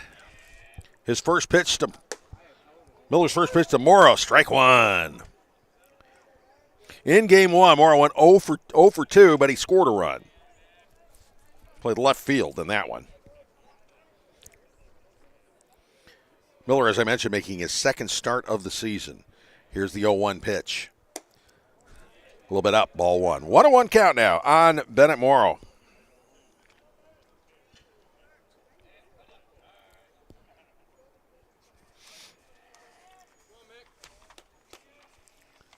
Getting the sign from catcher Levi Thompson. Morrow pitching out of the stretch all night. Here's the pitch. Breaking ball up high. 2-1. 2-1 count now.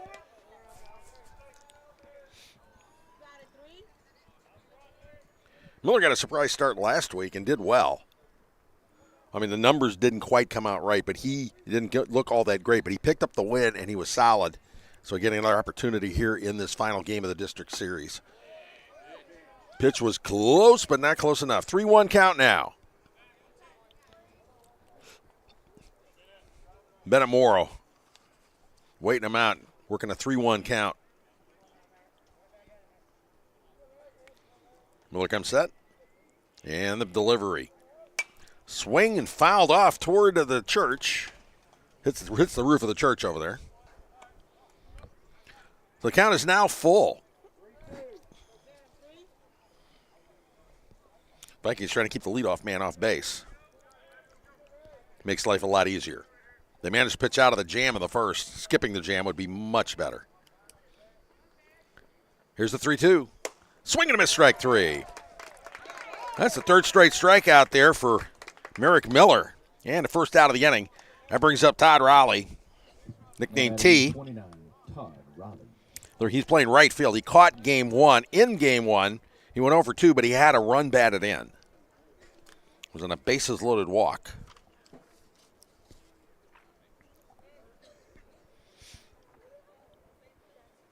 Here's Miller's first pitch to Raleigh. Up high, ball one.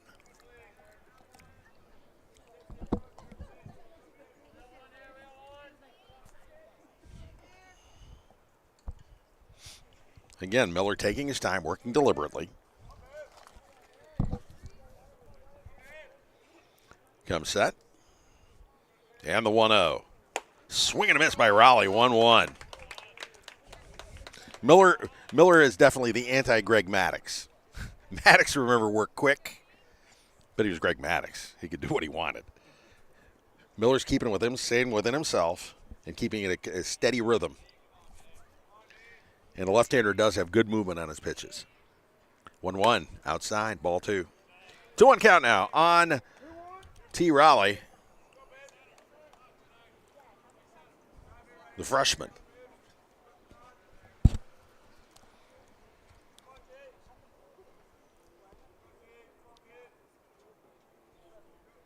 Miller's 2-1. Wow, you're swinging a miss. Big swing. 2-2 count.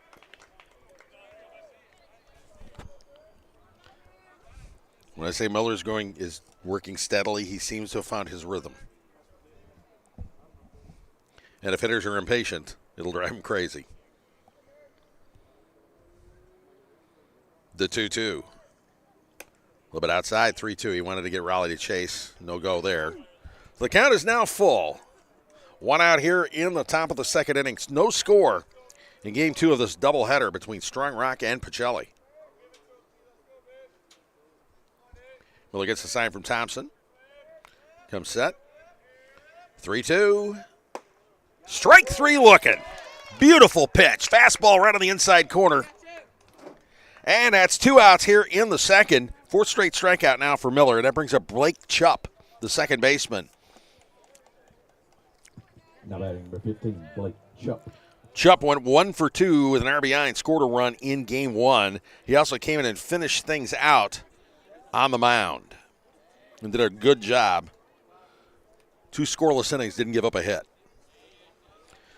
Miller comes set, and here's his first pitch to Chupp.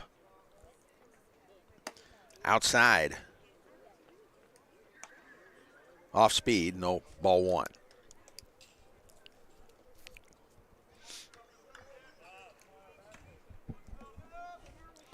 Working relatively quickly. Miller goes again. Here's the 1-0. Up high. 2-0 now. 2-0 count on Blake Chupp. Sophomore second baseman.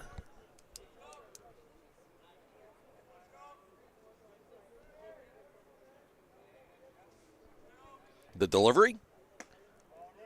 Little bit low. So it's now 3-0. He loses his hat on the pitch. I keep thinking Steve Trout or Jim Bouton on that. All right, 3-0 pitch. See if Miller comes in downtown. He does. Strike 1. 3-1 count now. Patience, the order of the day on this one.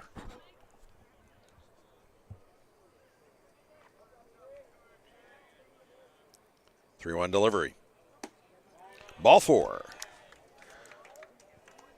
So with 2 outs, Blake Chupp works a walk, and that brings up pitcher Brody Spann. Now batting number 26, Brody Spann. Spann was 0 for 1 in the opener, but he had scored 2 runs, had an RBI. Spann got hit by a pitch, and he walked twice, and he struck out.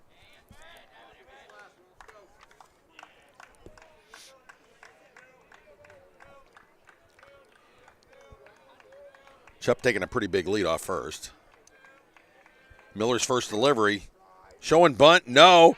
And Chupp got a little bit reckless leading off of first base. Levi Thompson with a snap throw down to first. Dustin Sherman dropped the tag on him, but just a little bit late.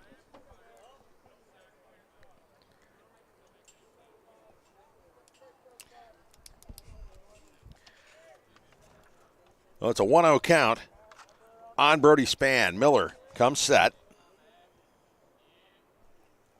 Swing and a miss, strike 1. 1-1 count now.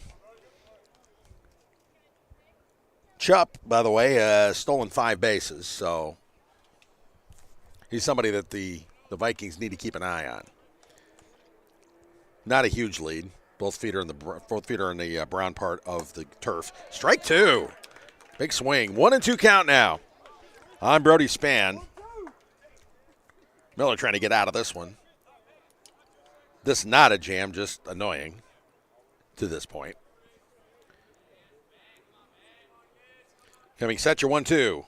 Swing and a miss, strike 3. So he strikes out the side. 5 strikeouts so far for Merrick Miller. No runs, no hits, no errors. 1 runner left on base. After 1 1/2 innings, we are scoreless. You're watching Vikings baseball on Georgia-Alabama Sports Live. Here, we have been serving the Bi-City community for 17 years. As a former state championship quarterback, I love the fact that I can watch local high school athletics from the comfort of my own home.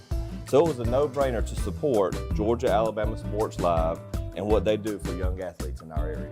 And without business like yourself, Gordy Eye Care, none of our coverage would be possible to be able to cover the 16 different high schools, the local colleges, and professional teams. So we'd like to say thank you to you, Dr. Griff Gordy and Gordy Eye Care, for your support of Georgia-Alabama Sports Live. And then you can make an appointment today at Gordy Eye Care with the number 334-291-5125. Keep supporting Gordy Eye Care and keep watching Georgia-Alabama Sports Live.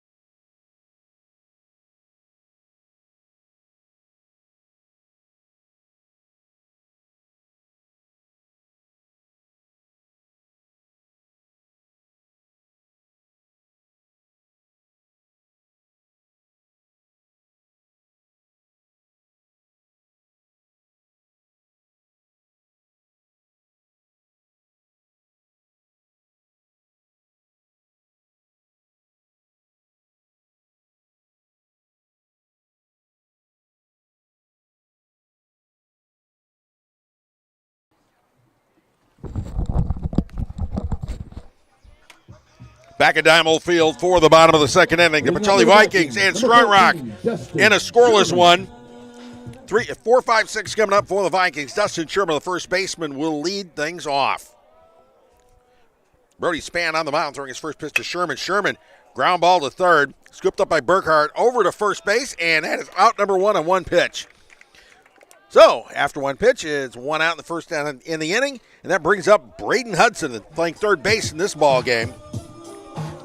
Huddy had a 2-run single in the first inning in game 1, providing Pacelli with all of their runs, giving him 20 on the season. Time has been called.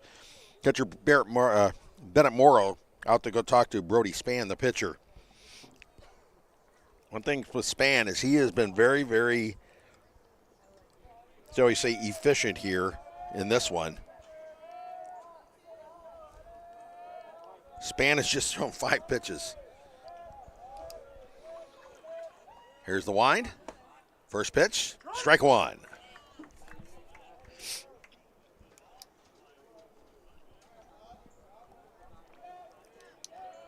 Hudson stepping in. Spann winds. The delivery. Breaking ball. Cuddy a little bit in front of that. Fouls it off into the screen in front of the Strong Rock dugout. So count now 0-2 on Braden Hudson. The senior third baseman.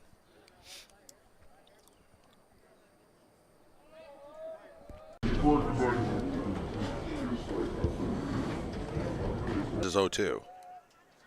It's big swing and a miss, strike 3.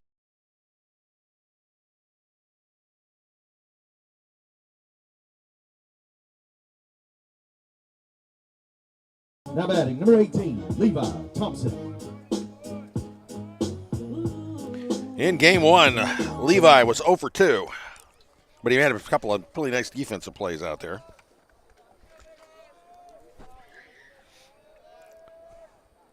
Spann stepping off the mound. Levi steps out of the box. Umpire Darrell Owens talking to the catcher, and Bennett Morrow trotting out to talk to the pitcher now.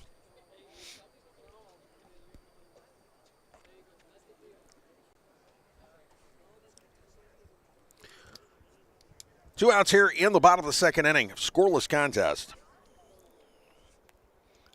Other than the double to lead off the game, the pitchers have dominated this one. First pitch. Outside, taken for ball 1.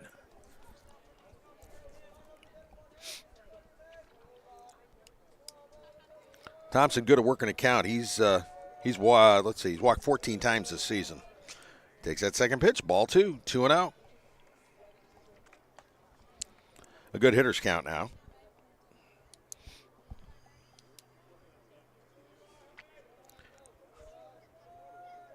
Span gets the sign, goes into the windup. Here's the 2-0 pitch. Swung on, fouled off to the right. Lands over by the batting cages. So the count now 2-1 on Levi Thompson.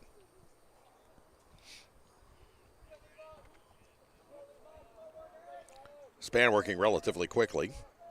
Here's the 2-1. Swing and a miss. Count now 2-2. Levi about to change his approach and protect the plate here. Trying to get something going here with 2 outs. The pitch. Breaking ball, strike 3 looking, and that is the inning. In the inning, no runs, no hits, no errors, nobody left on base. After 2, no score. You're watching Vikings baseball on Georgia-Alabama Sports Live.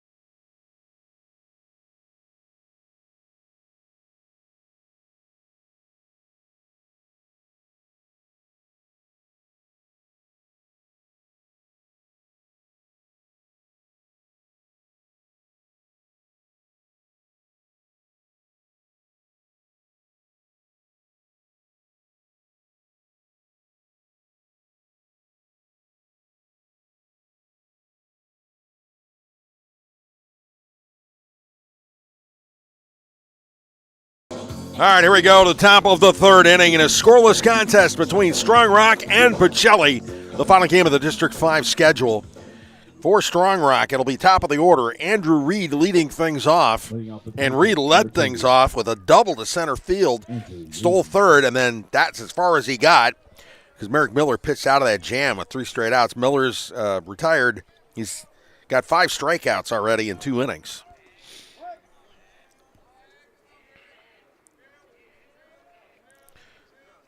Miller with his first pitch to Reed.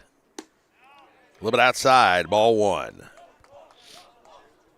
Only 1 hit in this ball game so far. The Vikings have gone down 1-2-3, 1-2-3. Strong Rock's had 3 runners, but nobody's gotten where they need to go for them anyway. Swing and miss. Well, foul tip actually into the glove of Levi Thompson. Count now 1-1 on Reed. Miller goes into his motion. And the 1-1 pitch. Swing and a miss, strike 2. Pulled the string on that one a little bit.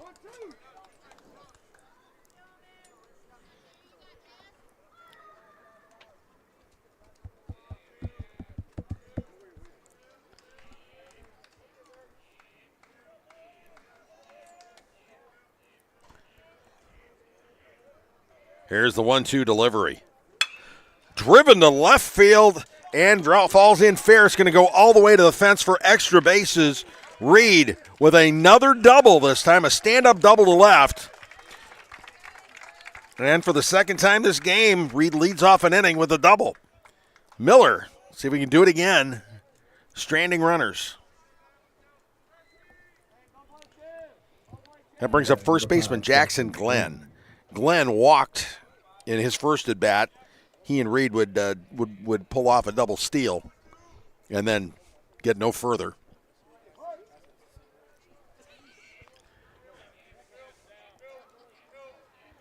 Miller steps off the rubber, gets back on after he started the motion. Comes set. First pitch to Glenn. Hits him in the elbow. So now you got runners on first and second with nobody out. This sounds familiar. We've seen this movie before. And Blake Burkhart comes to the plate. Burkhart grounded to third last time up. It was a sharp grounder right at Dustin Sherman, where Sherman was able to lift the runners back to second and third. And then Miller proceeded to strike out the next two hitters to get out of the jam. He's going to have to do an instant replay here. Burkhart, the most dangerous hitter on the Patriots roster, coming into the day hitting .435. Miller gets a sign from Thompson. Goes into the stretch. And the pitch. Breaking ball. A little bit high. Ball one. And Thompson calling timeout, trotting out to talk to Miller. Cam Carino also coming in as well, along with Jacob Velos. Or excuse me, Connor Zitrauer, rather. And Jacob Velos coming into the mound as well.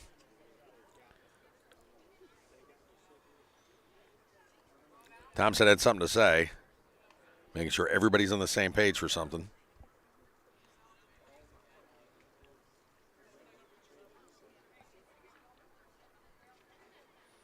All right, conference over. Thompson coming back behind the plate. Just trying to make sure everybody's awake and aware with two runners on and nobody out.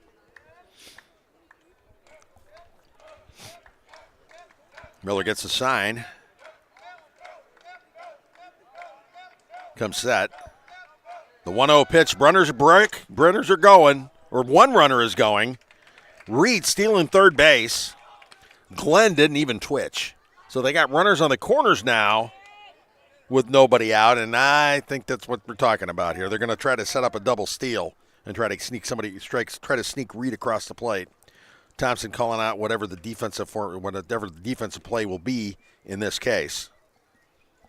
So it's a 2-0 count on Blake Burkhart. Runners on the corners. Nobody out here in the third. Miller comes set. Goes over to first. Glenn was like maybe one step off. Nothing more than that.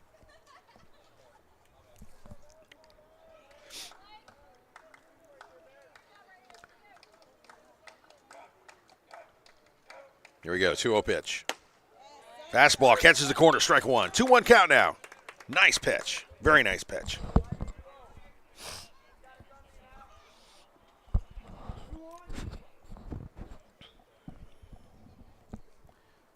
Two on to Burkhart.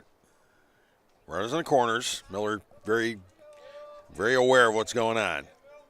Here's that 2-1 delivery. Wind foul. Woof. Boom. Hits the top of the batting cage, the metal roof. Count now 2-2.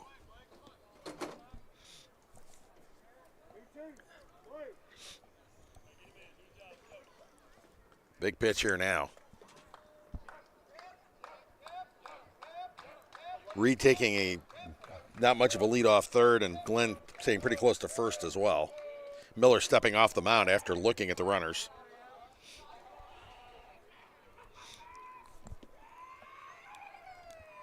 Game one was a get him on, get him over, get him in game until it wasn't.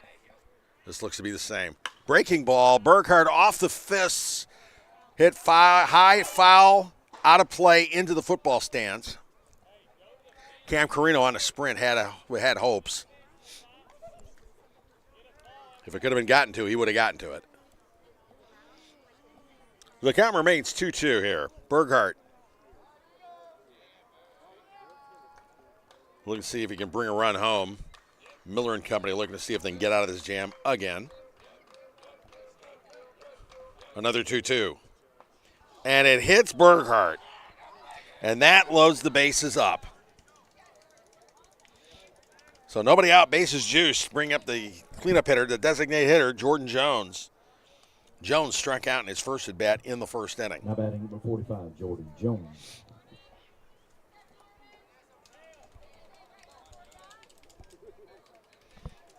Living on the edge with two runners on and nobody out wasn't enough in the first inning. Now they're going to bases loaded and nobody out in the third. Merrick Miller trying to pitch out of yet another jam. He struck out five hitters, though, too.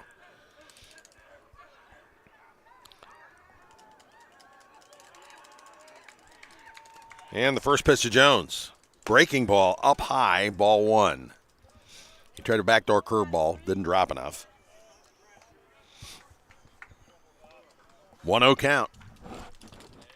Got to be careful. There's no place to put anybody.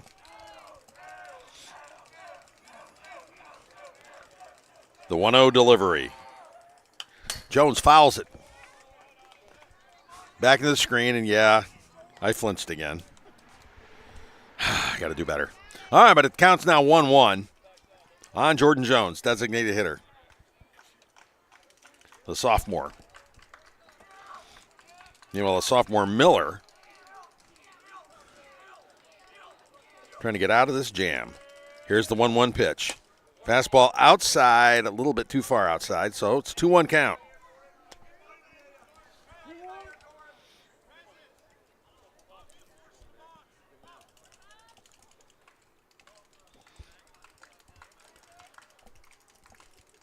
Thompson with the sign. Miller comes set. Here's the 2-1.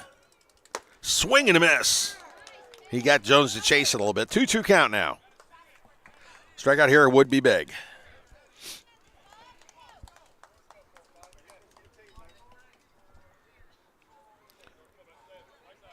No score, top three. Vikings doing their best to keep it that way. The 2-2. Fouled off. Into the parking lot, and it taps a car. No damage. This is good. That's the parking lot I don't park in, by the way. So the count remains 2-2 here. Miller stepping back. Kind of a reset. And here we go. Strong arm bench enjoying themselves, chanting.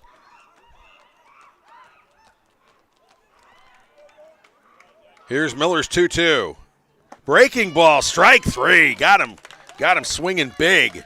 So for the first out of the inning, strikeout number 6 of the night for Merrick Miller. And that brings up 10, Will Steyer. That brings up Will Steyer, who struck out looking to end the first inning. 1 down, 2 to go here. Bases loaded, scoreless game.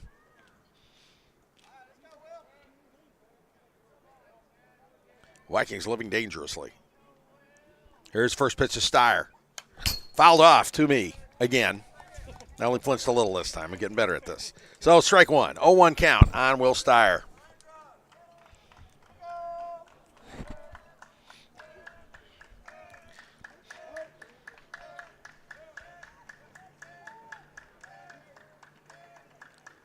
Miller liked the sign. Goes into the motion. Comes set, and here comes your 0-1 pitch. A little bit low, a little bit inside, so it's ball one. 1-1 count, and Levi Thompson trotting out there to talk to Miller.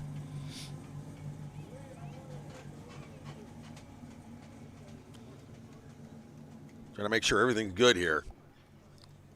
I mean, the Vikings have been walking a tightrope, both in the first and here in the third inning.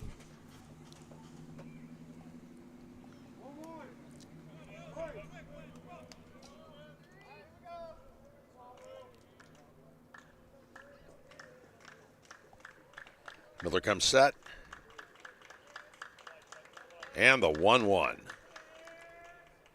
Swing, driven into right field. On the run, caught in right.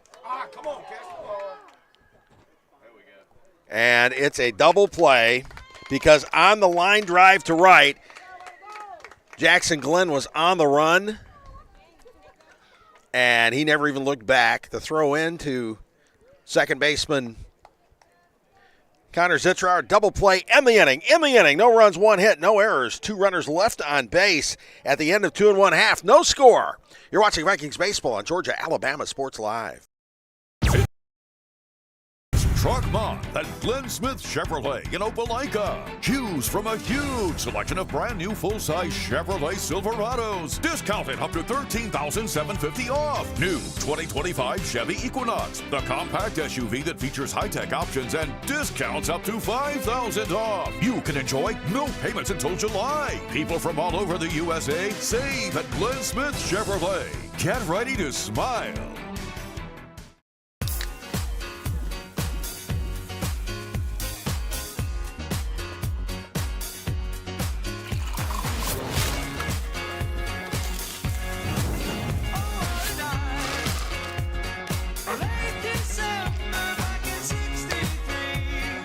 Get your grills out this summer with Pepsi, the official beverage of Grills Night Out.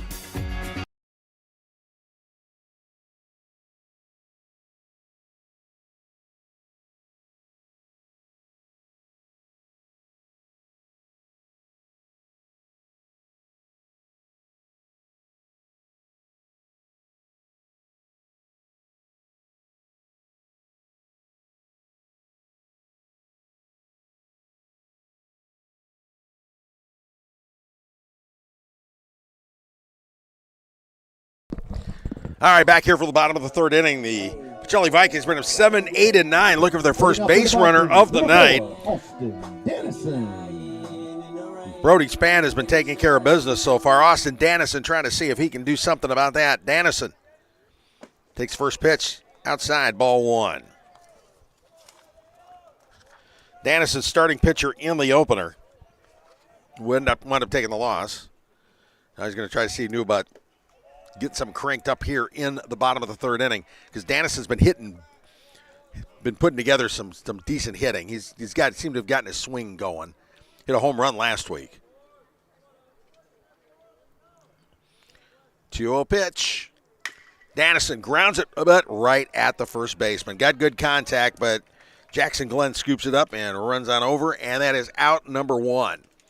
You keep making contact, at some point it's going to fall in there. You just got to keep swinging and keep hitting it. Now batting, number 8, Nolan. Nolan Vaughn coming to the plate, the center fielder.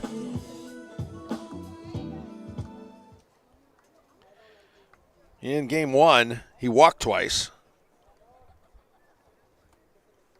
First pitch to Vaughn. Vaughn, sharp ground ball off the glove of the third baseman, Burkhart. That's a base hit. That's an infield hit, no matter what. That was a sharp grounder. Burkhart dove to his left, knocked it down, but the fleet Vaughn was easily across first before Burkhart was going to be able to do anything at all. So an infield hit. The Vikings got something going here, bringing up Merrick Miller, the pitcher, number 9 hitter. In game one, Miller 0 for 3.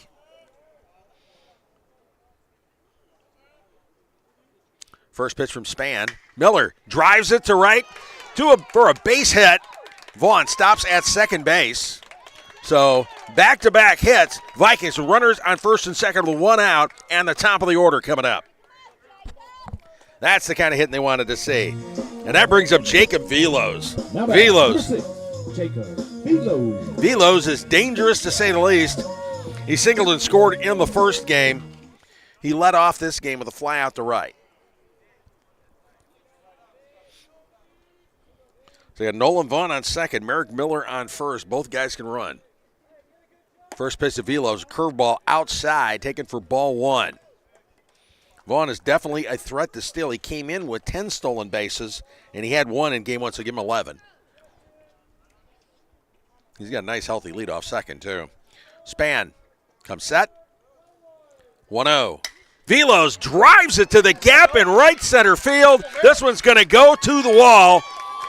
Vaughn comes charging home, and so does Merrick Miller on the 2-run double by Jacob Velos, a 2-run double to center field. Vikings taking out the early 2-0 lead. That was a solid smack to right center field.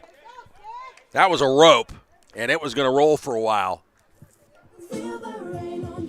So the Vikings getting off to a good start here in the third. Cam Carino coming to the plate now, the left fielder. Carino grounded to third in his first at-bat. Carino looking to maybe trade places with Velos. By the way, for Velos, that's RBIs number 18 and 19. Cam ripping it to center field. The center fielder going back, hauls it in.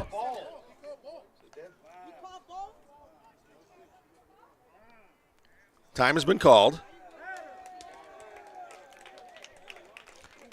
A balk was called on the pitch. And, of course, when you call a balk and the pitcher throws the ball is still live. The hitting team gets a choice to take whatever the result was. Instead of a fly out to center field, which they don't want, Velos advanced to third. So that's another balk. We've seen a lot of those tonight.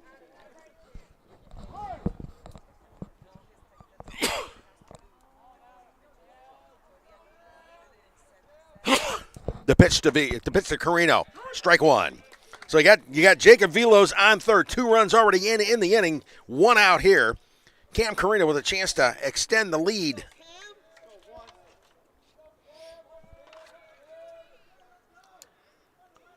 Here's the 0-1 pitch from Span. Carino takes it on the outside corner, strike 2. 0-2 count now. Carino's going to have to protect the plate, but again, he's a good situational hitter. Came into the day hitting .295. RBI number 8 would look really good to him right now. Span comes set. And the 0-2 delivery. Curveball. Carino fouls it. It hops the fence on the side, hops into the stands. Count remains 0-2. Vikings 2-run in this inning, and they'd like to advance it a little bit more.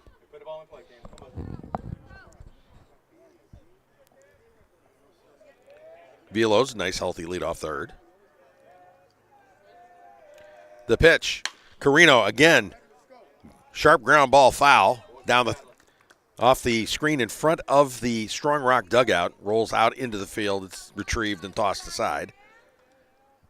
Count remaining 0-2. Carino spoiling off pitches till he finds one he likes.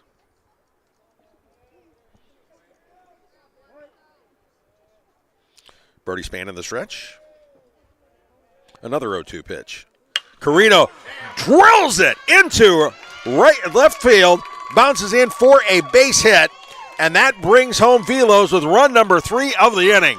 Cam Carino, line single to left field. The Vikings now post a 3-0 lead on the Patriots. This is the kind of offense they were looking for. And now that brings Connor Zitrar to the plate, the most dangerous hitter in the lineup. Vikings, 4 hits in the inning already. Now batting number 20, Connor Zitrar. Zitrar flew out to center field in his first at bat in this ball game. Again, he's got 7 home runs on the season. He could be due. Curveball, driven to center field, but way up there. Camped under to Stiers, and Stiers makes the catch for out number 2. Carino retreats back to first base. So now with 2 outs, Dustin Sherman, the cleanup hitter, coming to the plate. Sherman grounded to third in his first at-bat back in the second inning.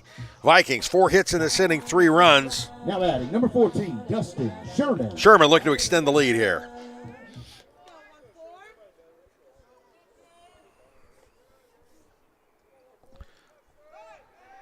Carino for throw over to first to keep Carino close.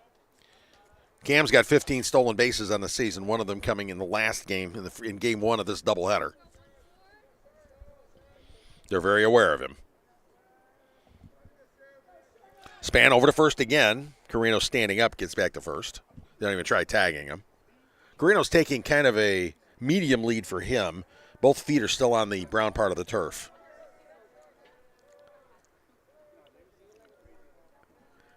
Span to the plate. Ball in. Sherman takes it inside for ball 1. So 1-0 count on Sherman. A lot of Span's attention is being focused on Carino over there in first base. Here's the 1-0 pitch. Outside, ball 2. 2-0 count. Good hitters count now for Sherman.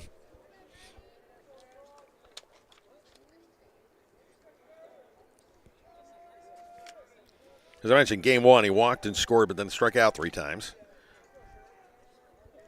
Good contact here would be very welcome. The pitch. Off the fist, fouled. Over toward the Pacelli dugout. Makes it count 2-1.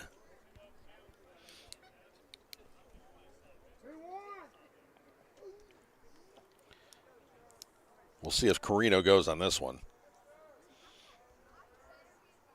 He's got the sliding glove on his right hand down there. Span comes set.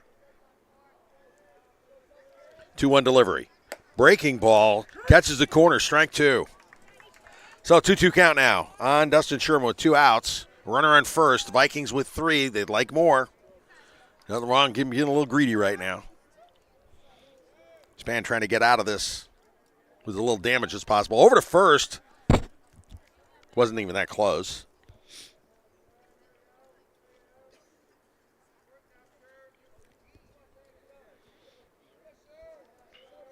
Span comes set after checking the runner. And the 2-2. Sherman laces it down the third base line. It is fair. It's going to go for extras. Cam Carino rounding third, and he's going to go, and the throw gets away from the third baseman. But Sherman tries to get a little bit fancy and gets thrown out at third base, trying to stretch the double into 3. But another run comes home. In the inning, the Vikings with 4 runs on 5 hits, no errors, and no runners left on base. At the end of 3, it's Pacelli 4, Strong Rock nothing. You're watching Vikings baseball on Georgia Alabama Sports Live. My name is Sergeant Jason Swells, and this is my CVCC story. Class sizes were not too large. The professors in each class had time to talk. It was almost like a one-on-one experience.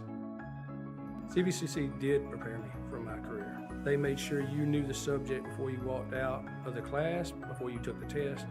They dedicated 100% of themselves to it. I could say for anybody who's deciding or thinking about going into criminal justice, CVCC has got my vote all day long because they're on top of their game.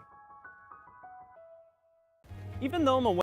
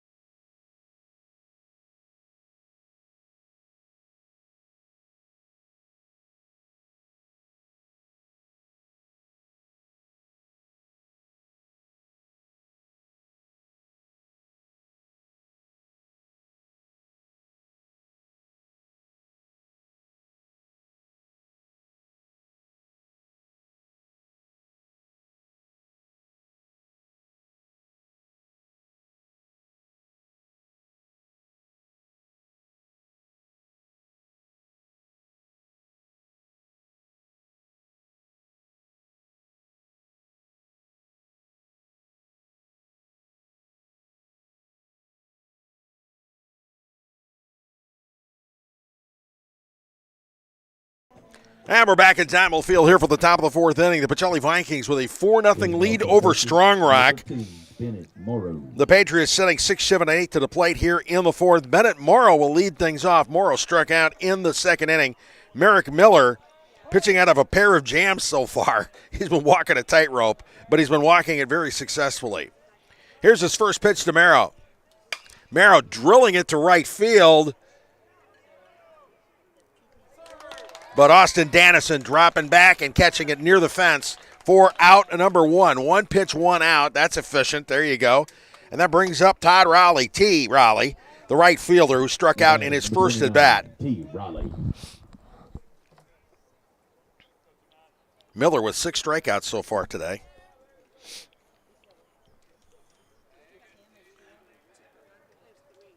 Goes into his motion and the first pitch to Raleigh.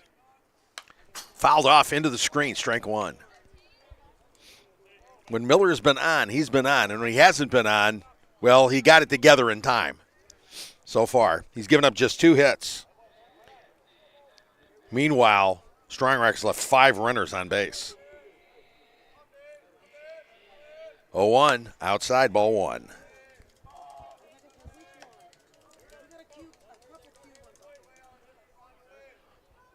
So Miller looking to put together a solid inning here in his 1-1 pitch. A little bit low, so the count now 2-1. He loses his hat one more time.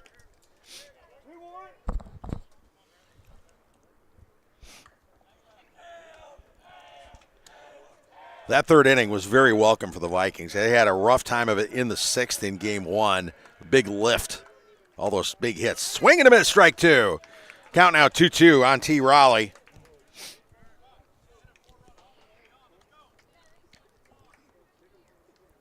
Vikings seeking a split in this doubleheader and to salvage the last game of this three-game series with Strong Rock. Miller's 2-2 delivery. Swing and a miss, strike three. Seventh strikeout of the night for Miller. 2 outs here in the top of the fourth inning. And that brings up second baseman Blake Chupp. Chupp walked in his first at bat in the second. Number 15, Blake Chupp.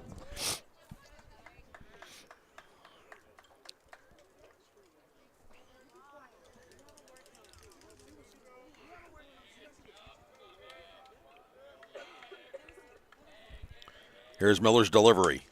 Breaking ball. Catches the corner. Strike one. Miller's thrown a lot of pitches because he's had to get out of jams. That was pitch number 69 on the night. And we are only in the fourth inning. 0-1. A little bit up. 1-1.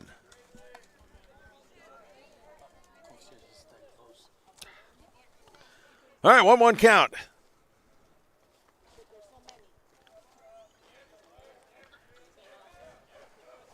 Here's Miller's 1-1. Swing and a miss, strike two.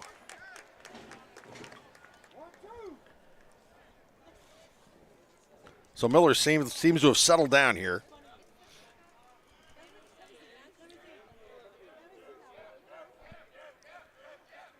He comes set. And the 1-2 delivery. Fouled off into the screen. 1-2 remains 1-2. As I mentioned, Miller's had to throw a lot of pitches so far. Pitching out of jams, lots of walks, etc. And, of course, video issues because those fouls into the screen mess with our camera. Here's the 1-2. Strike three, looking. Beautiful curveball, and that is the inning. In the inning, no runs, no hits, no errors, nobody left on base. So at the end of 3 1/2 innings, Pacelli 4, Strong Rock nothing. You're watching Vikings baseball on Georgia Alabama Sports Live.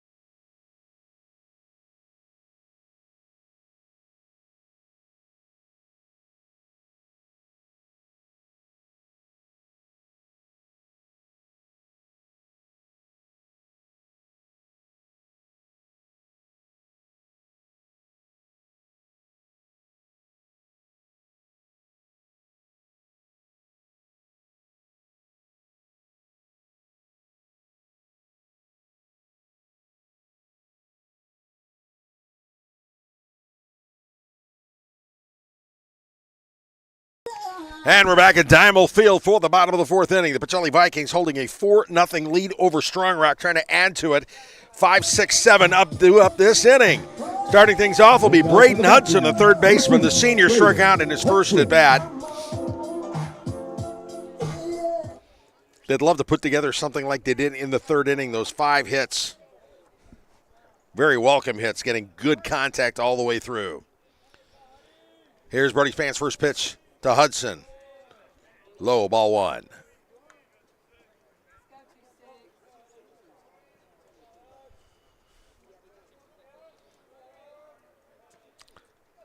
Span in the wind. The 1-0. That's a strike. Strike 1-1 now on Braden Hudson. Huddy, of course, had the 2 RBIs in game 1. looking to get things started off here in the bottom of the fourth. That one's in the dirt. Ball 2. 2-1 count now.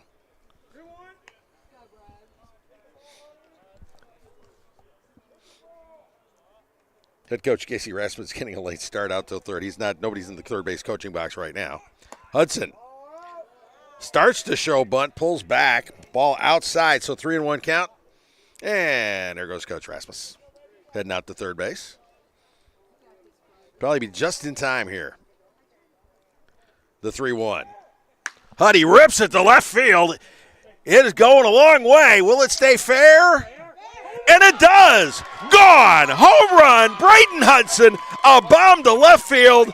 The solo shot giving the Vikings a 5-0 lead. He got all of that one. The only question was, what side of the foul pole would it go on? And it was the right one.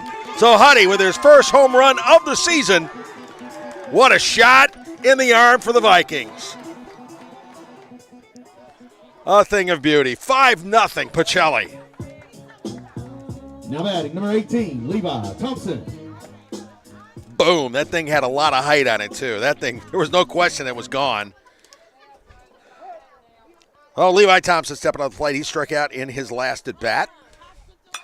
Thompson rips it to the right. It goes foul. So strike one. The Vikings making good contact right now off of Brody Spann. The 0-1. Thompson, big swing on the breaking pitch. Strike 2. 0-2. He was looking dead red, and he got a breaking ball instead. So 0-2. Spann winds. Here's the delivery. Breaking ball again. Ground ball. Chopper to third. Burkhart over to first, and that is out number 1 in the inning. And that brings up Austin Dannison, the right fielder. Danny grounded out to first unassisted in the third inning.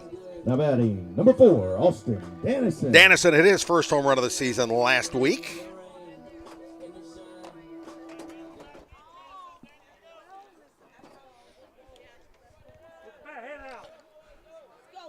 Here's Spann's first delivery to Dannison. Dannison bunting. He did a drag bunt in the first game, and if it had stayed fair, that was a base hit all the way. That one he was going to the third base side. Burkhart, the third baseman, was playing way back. He had an idea. Not a bad one either. So it's 0-1 count. Spann winds. Here's his 0-1. Breaking ball up. Just a little bit up. So the count 1-1 on Austin Dannison. Senior wouldn't mind lighting one up here either. 1-1 pitch. Oof. Big swing. Pulled the string on that one. Danny way in front of that, so it's a 1-2 count.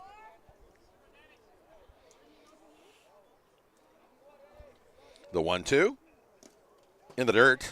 Count now 2-2.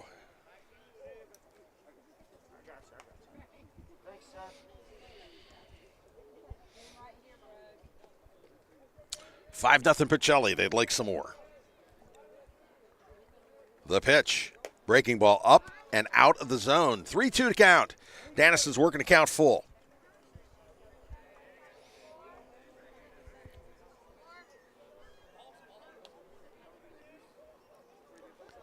The 3-2 pitch.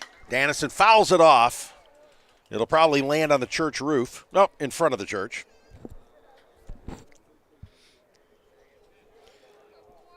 The count remains 3-2. Spann's delivery. Dannison again hitting it to left field. Got a lot of air under this one, but left fielder Brady Evans camps underneath, makes the catch for out number 2. Now that brings up Nolan Vaughn.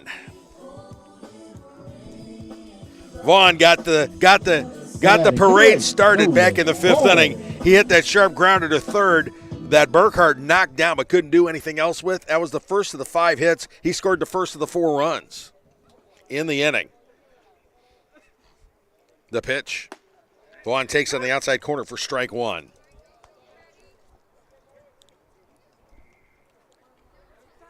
One run already in here in the 4th inning. The pitch. Breaking ball outside. Benamora tried framing the pitch. It was just a little bit too far out. Framing pitches is an art. Tyler Flowers, the Braves, was one of the best at it.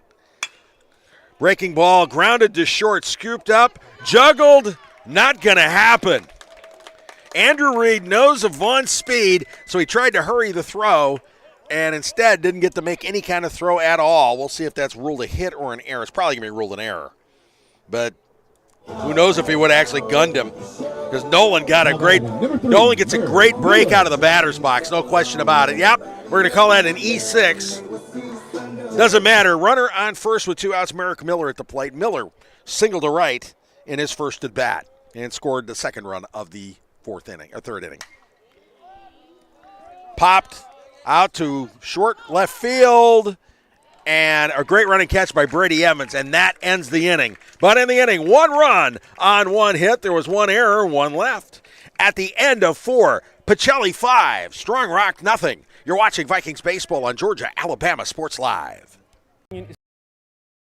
Still the best way for me to stay connected here and at home. With the Kinetic mobile app, I have control of my accounts wherever I go. I can easily transfer money between internal and external accounts, get money faster by setting up recurring transfers, and I can find the nearest ATM or branch right from my phone. Plus, I can add my Kinetic cards to my phone's digital wallet and enjoy quick, secure, contactless payments. By the way, Mom, I need some more money.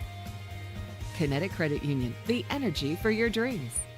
Here they come. Truckloads of fresh inventory to Glenn Smith GMC in Opelika. Choose from a huge selection of full-size GMC Sierras, discounted up to $13,250 off. New GMC Terrains, the popular SUV known for its safety, technology, and performance, is discounted up to $7,500 off. Enjoy. No payments until July.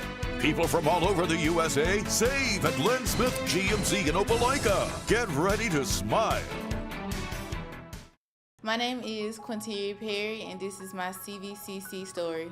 I've graduated from CVCC with my associates in medical assistant, and I received my certification from CVCC. The training that I got from CVC and being prepared to come and do clinicals helped tremendously. I started looking at scholarships, and the Ambassador Scholarship was interesting to me because you did an event to earn your scholarship and you meet people. I would recommend CVCC to anyone that asks because of the scholarships, the teachers, the small stuff that you can't get at a university. Primal field for the top of the 5th inning. Pacelli Vikings off to a 5-0 lead here in Game 2 of this doubleheader against the Strong Rock Patriots. Strong Rock bringing up 9-1 and 2 here in the 5th. Brody Spann will lead things off. Spann, the pitcher, he struck out in his first at bat in the 2nd inning. Merrick Miller he's had an interesting night. He's gotten in 2 jams and he's had 2 great innings other than that. And the 2 jams saw some really good pitching to get out of those jams. First pitch inside, ball 1. Miller, 1, 2, 5, 6, 7, 8 strikeouts through 4 innings so far, giving up just 2 hits. He's also walked 2 and hit 2 batters, which is why we got in trouble. Next pitch, fisted, right side.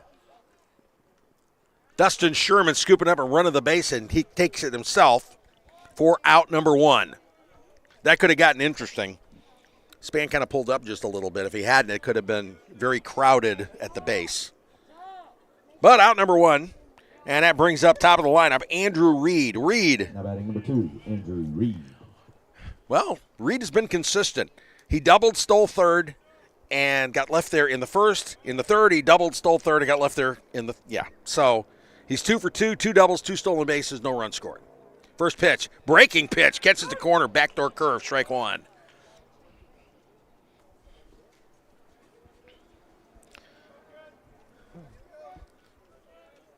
Here's Miller's 0-1. Reed fouled into the trees.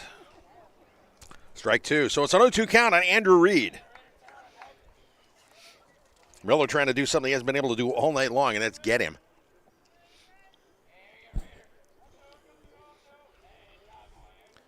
The 0-2. Up. He was hoping Reed would chase, but it wasn't that close. So it's a 1-2 count on Andrew Reed, the shortstop.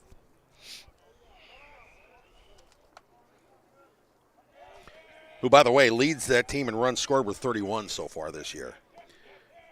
Here's Miller's 1-2. Breaking ball, ground ball sharp. Knocked down by Braden Hudson. Huddy from his knees throwing to first. Not in time.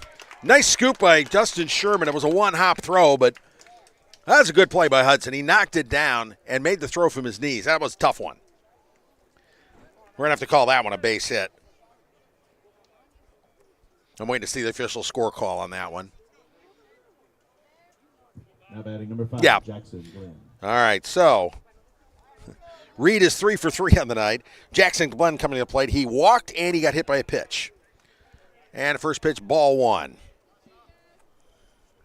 Odd innings have been odd for Miller. The even innings have been even better. I'm working on that one. I'll come up with a better way of saying it. But Miller, with a man on, 1 out here in the 5th. Big swing by Glenn. Strike 1. 1-1 count. Reed already has 2 stolen bases. He led the team walk coming into the day with 14. He had 1 in game 1. He's got 2. He's got 17 stolen bases on the season. 3 of those today. Pitch, up and in. Low bridge kind of thing. Glenn ducking out of the way. 2-1 count now on the first baseman, the senior first baseman.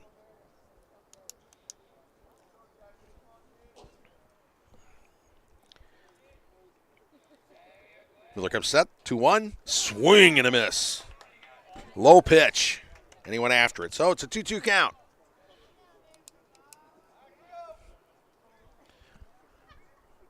Miller's already pitched out of 2 jams. He's trying to keep this inning from blowing up into anything at all. Comes set. And the 2-2. Reed on the run. He'll get the second. There's nothing much they can do with that, but the ground ball was right at Sherman. So it's an unassisted put out. Reed advancing to second on the ground out. And that brings up Blake Burkhart with 2 outs and a runner in scoring position. Batting number 9, Blake Burkhart. Burkhart grounded out the first unassisted, and he was hit by a pitch in the 3rd. I think I've mentioned he's their top hitter at least 5 or 6 times today. Because he has had an impact today for sure, with 2 RBIs in the first game. Miller's first pitch to Burkhart. Ground ball foul. Skipped the fence into the crowd, sort of. Didn't hit anybody or anything. So strike 1 on Blake Burkhart. Starting pitcher in game 1 and moved to third base. And is playing third base here in game 2. Merrick Miller coming set. The 0-1. Big breaking ball, swing and a miss. Strike 2, 0-2 now on Burkhart. That was a beauty of a curveball. Big sweep and breaking pitch.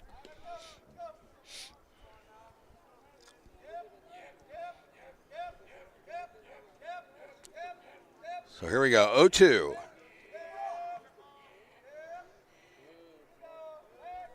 Reed dancing around out there off second base, so Miller took a step back, looked him back to the base. All right, Miller comes set. Reed doing a 2-step bat there. Ground ball to short. Velos scooping it up. Fires it to Sherman, and that is the inning. So in the inning, no runs on 1 hit, no errors, 1 runner left on base at the end of 4 1/2 innings. Pacelli 5, Strong Rock nothing. You're watching Vikings baseball on Georgia, Alabama Sports Live.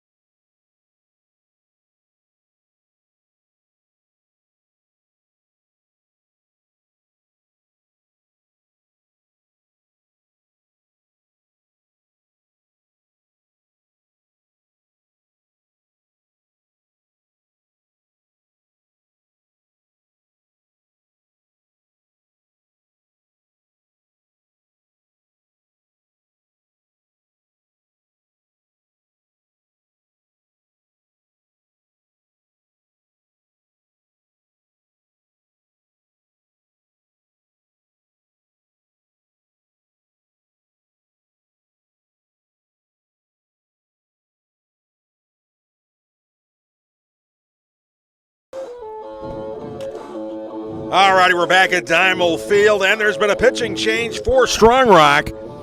The day is over for Brody Spann. It says Cameron Harvey coming in to pitch. Harvey is a sophomore. This is his 7th appearance. He's got a 1-1 record, a 3.59 ERA, 13 2/3 innings, 15 hits, 5 strikeouts, 5 walks. He's hit 6 batters and thrown 1 wild pitch. Leading off for the Vikings. And leading things, it will be Jacob Velos, top of the order here in the 5th inning. He'll be the first guy Harvey faces. Velos, a flyout and a double, a 2-run double in the 3rd. First pitch, crushed to left field. Will it go? It falls in for, it looks like extra bases. Velos pulls up in a second with a stand-up double. So a second double of the night for Jacob Velos. That's a good way to get things started. Velos' 7th double of the season. Vikings definitely got something going here with Cam Carino coming to the plate. Mound conference going on. One pitch from Cameron Harvey did not go. The first pitch did not go the way it was supposed to, at least as far as Strong Rock's concerned. All right, Cameron Carino, 5. He grounded out to 3rd in the 1st inning and then singled in Velos, an RBI single in the 3rd.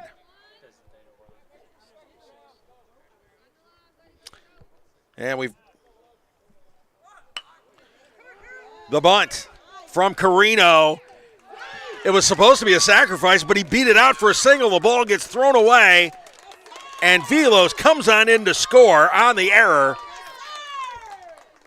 So the Vikings now take a 6-0 lead. An RBI, well, not an RBI. It was a single for Cam Carino, and then the error on the throw. Velos coming on home to score. Everything's going the way the Vikings wanted to in this one. So 6-0 with Connor Zitrar coming up to the plate. Zitrar has flown out to center twice. First pitch to Zitrar. Zitrar holds off on it outside, ball 1. Zitrar's due. No question about it.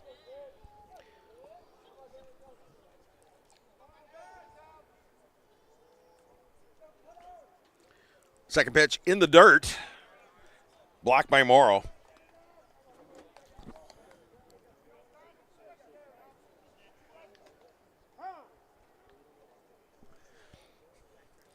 That was a good stop by Morrow. Vikings up 6-0 right now, looking to add to it. Nobody out, runner on second base. And the ever dangerous Connor Zitrar at the plate. And I've mentioned he's got 7 home runs on the season, right? Okay.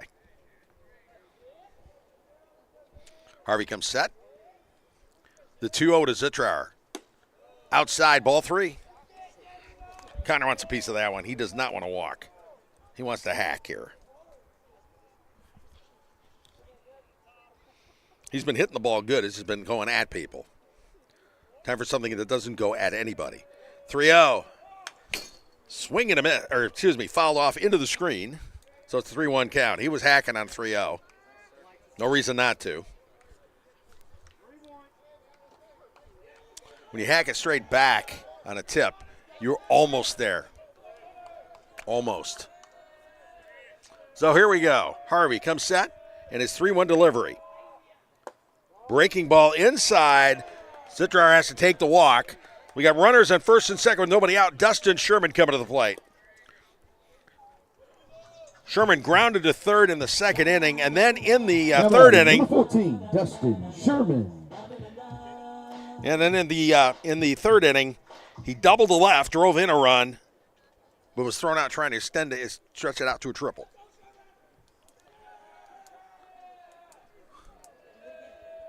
Sherman with a chance for some more ribbies. Showing bunt. The bunt. He pops it up foul for strike 1.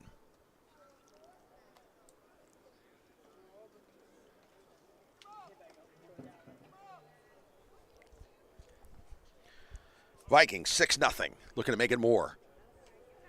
With 2 runners on and nobody out here in the bottom of the 5th inning. Harvey shakes off the first sign. Likes the second. Goes into the stretch. And here's his 0-1 delivery. No, he fakes the throw to second. Carino goes diving back in. There was nobody covering the base. But Cam didn't know that.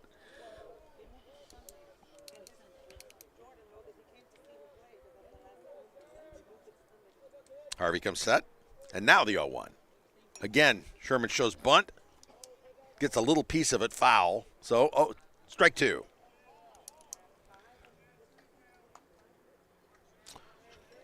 Sherman's got he's got 2 sacrifice bunts this season, for what it's worth. So here we go, 0-2 count. Here's the pitch. Swinging. Strike 3, and it nails the plate umpire, Darrell Owens. And that hurts.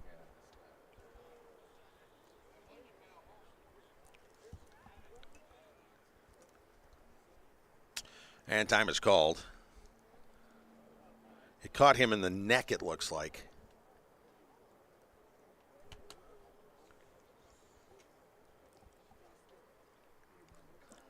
And they're checking. Don Bales, the base umpire, is checking him out.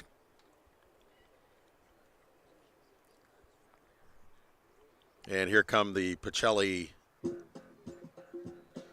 trainers out to see how plate umpire Darrell Owens is doing right here. Caught him in the shoulder, neck, collarbone. Those it wasn't a foul tip either. He did not get a piece of it. It just got a piece of the umpire. Those hurt. Caught the one place that you don't have any padding, including on the human body, because where your collarbone is, you get hit there, you know it immediately. They're checking him out right now. Let's go over this one. The Vikings holding a 6-0 lead. The Vikings getting a big third inning going with a 2-run double off the bat of Jacob Velos to make it 2-0. And then Cam Carino followed with an RBI single to make it 3-0. Then Dustin Sherman doubled home Carino to make it 4-0. Braden Hudson led off the 4th with a solo homer in the left field. That's 5-0. And then the 6th run came in here in the 5th inning on Cam Carino's bunt, or ground ball the 3rd. He beat it out, or excuse me, it was a bunt. First, it was a hit, a bunt hit. Pitcher threw the ball away, and that allowed Jacob Velos to score from second. And that made it 6-0. And so right now we have runners on first and second with nobody out, with 1 out. And Braden Hudson at the plate. No, that was ruled a foul ball. Okay. So it was ruled a foul ball. So it's 1-2 count. 2-2 count now on Dustin Sherman.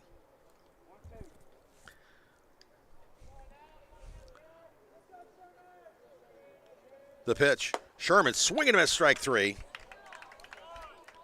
So that is out number 1. And that brings up Braden Hudson. Hudson struck out in the 2nd, then in the 4th, hit a bomb to left field, a solo shot that made it 5-0, as I mentioned just a moment ago.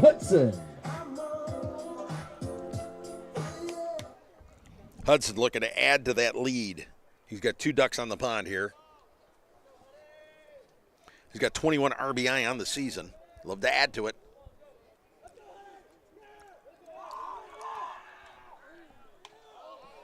And Cam Carino broke for 3rd. He was counting on Harvey to flinch. He didn't. Harvey stepped off the rubber and threw to 3rd base. So it's a caught stealing. And for the 2nd out of the inning, Zitrar remains on first. So 2 outs, runner on first. And here's the first pitch to Braden Hudson. In the dirt, bounces. Zitrar breaks for 2nd. He'll get in there on the wild pitch. So there's a runner in scoring position now. 2 outs.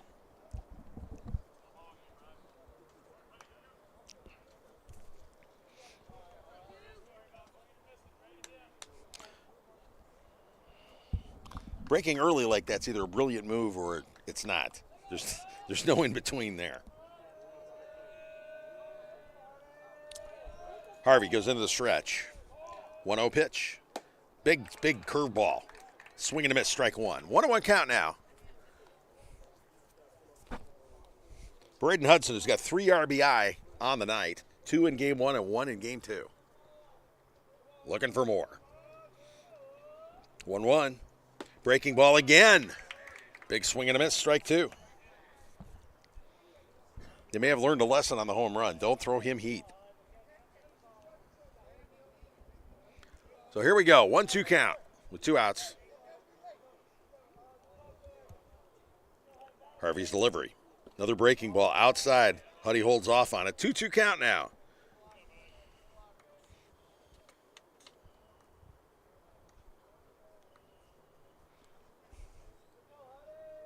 Yeah, Huddy loudly announced what he's going to do with fastballs. Here's the 2-2. Outside, ball 3.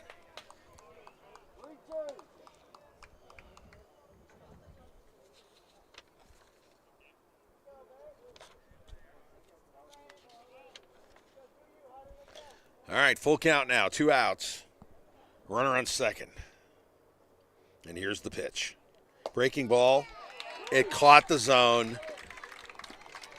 And that's strike 3, and that ends the inning. But in the inning, 1 run on 2 hits. There was 1 error and 1 runner left on base. At the end of 5, Pacelli 6, Strong Rock nothing. You're watching Vikings baseball on Georgia, Alabama Sports Live. Always on the go. But with the Kinetic Credit Union app, Kinetic is always with me. The Kinetic mobile app is virtual banking at its best. With the Kinetic mobile app, I can easily send and receive money, make a deposit, pay some bills, and I can even open up a new account, all from my phone. And I can monitor all my accounts in one place, all on the go. The Kinetic mobile app, energized banking at its best. Kinetic Credit Union, the energy for your dreams.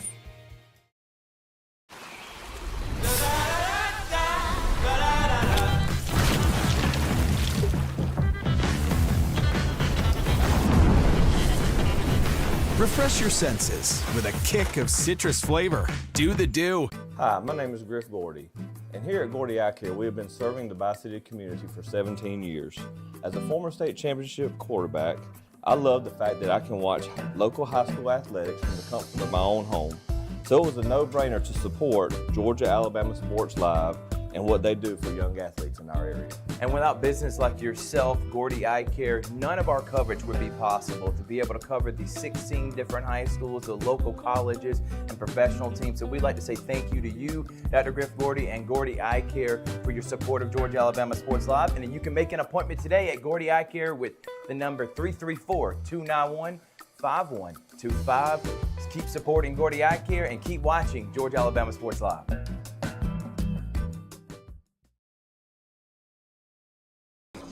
Back at Dynamo Field, where the Pacelli Vikings are making a pitching change. Cam Carino coming in from left field to take over on the mound for Merrick Miller. This is Cam's, let's see, it is his 15th appearance because he pitched in game 1. He's 2-3 on the season with 2 saves. I'm not going to redo the ERA because he pitched 1/3 of an inning. He's pitched 30 2/3 innings, giving up 32 hits, struck out 24, walked 7, hit 5 batters, 1 wild pitch, giving up just 1 home run. On the season, he has been effective. His ERA is under 2.08. I can tell you that much right now. And that ends the day, of course, for Merrick Miller. And Miller pitched an outstanding game, pitching out of 2 ugly jams. Miller going 5 scoreless innings, giving up 3 hits, striking out 8 and walking 2, along with 2 hit batters. So, Cam Carino coming in and trying to finish things off here. Well, not quite finish things off, but he's coming in here in the 6th inning of this 6-0 Pacelli. In this game where Pacelli's leading it 6-0. Leading things off will be Jordan Jones, the designated hitter. Jones has struck out in the 1st, and he struck out again in the 3rd. And here is Carino ready to deliver his first pitch of game 2. A little bit low, ball 1.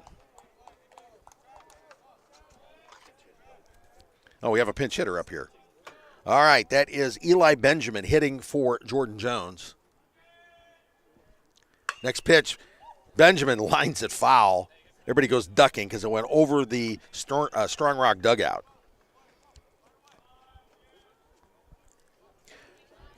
Benjamin came into today hitting 143, no homers, no RBI. He did have a triple. Next pitch, curveball, strike 2. Benjamin did play in game 1 as a pinch runner. Here's the pitch. Up and in.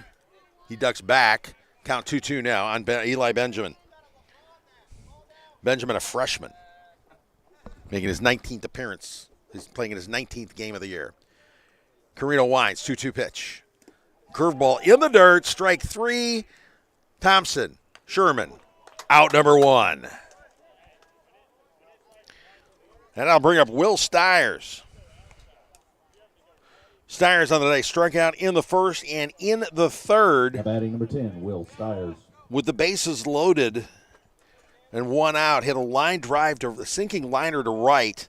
Nobody thought Austin Dannison would get it. All the runners were going, and Jackson Glenn got doubled off at second base to end the inning. First pitch to Carino from Carino to Stiers, fouled off into the screen in front of the Strong Rock dugout. Strike 1. So Stiers ripped it pretty good in the third. It didn't get him anywhere. Adam ball. Carino taking the sign from Thompson. Here's the 0-1 delivery. Change up, popped up toward the third base side, and it goes out of play. Very close, almost catchable, but not quite. Jacob Velos and Braden Hudson were over there hoping. So it's strike 2. 0-2 count now. 1 out here in the 6th, the Vikings with that 6-0 lead.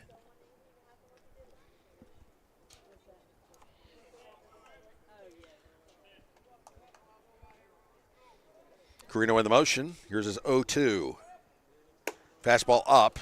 Trying to get him to chase. Didn't. Count now 1-2.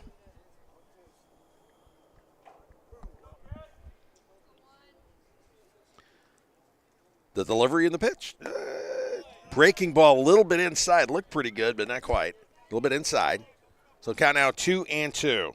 Big difference between game 1 and game 2. The Vikings have taken advantage of all their opportunities. In game 1, they left 8 runners on base. This time they've left 2. Pitch inside. It caught him. It caught the jersey, so it's a hit by pitch.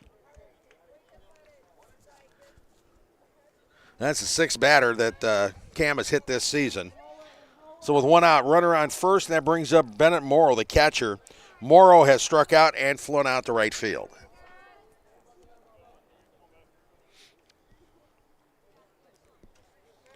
Carino in the stretch. Stiers taking a pretty big lead off first. First pitch, outside, ball 1. Stiers has 5 stolen bases on the season. Something to keep in mind. Carino comes set. It's cued it off the end of the bat. Velos has to go to first with that one. Gets the runner because Stiers had broken on the pitch. So it's a ground out for the 2nd out, though the ground out does advance the runner to second. So with 2 outs, that brings up Todd Raleigh.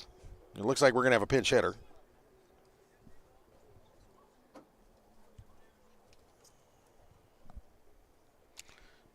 Yeah, we got a pinch hitter coming up for Todd Raleigh. It will be Camp Howell. Now batting number 4, Camp Howell. Howell's a sophomore. He's played in 13 games. He's hitting 200. He's got 1 RBI. Scored 8 runs. He's been used a lot as a pinch runner, obviously. He's got a stolen base.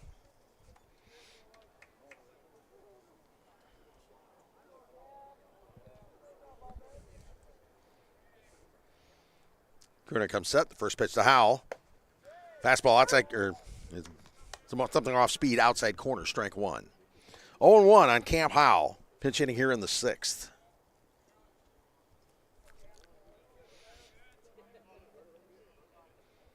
Carino takes the sign, comes set. The pitch. Curveball up and out. Ball 1.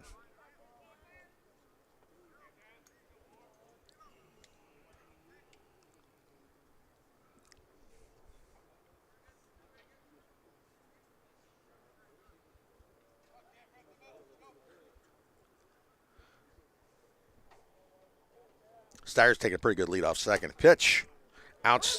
Catches the corner, 1-2 count now on Camp Howell. Karina looking to close things out here in the 6th.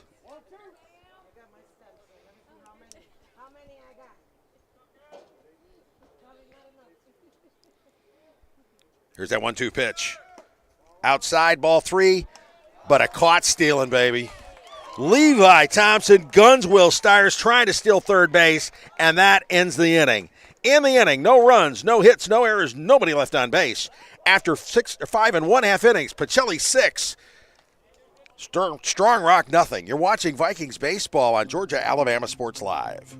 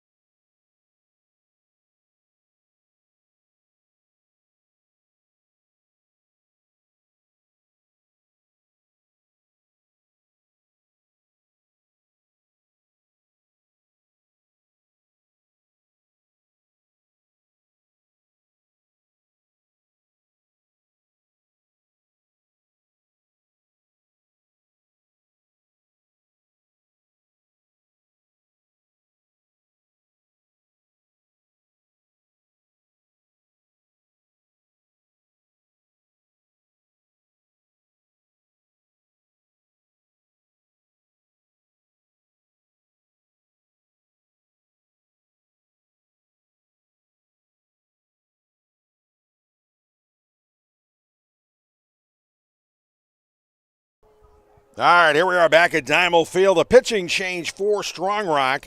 Jackson Glenn has moved in from first base to take over on the mound. For the senior, this is his 9th appearance. He's a 1-1 in the season with a 3.89 ERA. 27 innings pitched, 35 hits. He struck out 29 and walked 22. Hit 5 batters, 3 wild pitches, and given up 1 home run. Opposing hitters hitting .307 off of him. Leading off for the Vikings, number 18, and for the Vikings here in the 6th inning, it's 6, 7, and 8. Levi Thompson will lead things off. Levi struck out and grounded out to third. Vikings with a 6-0 lead. They wouldn't be averse to adding to it.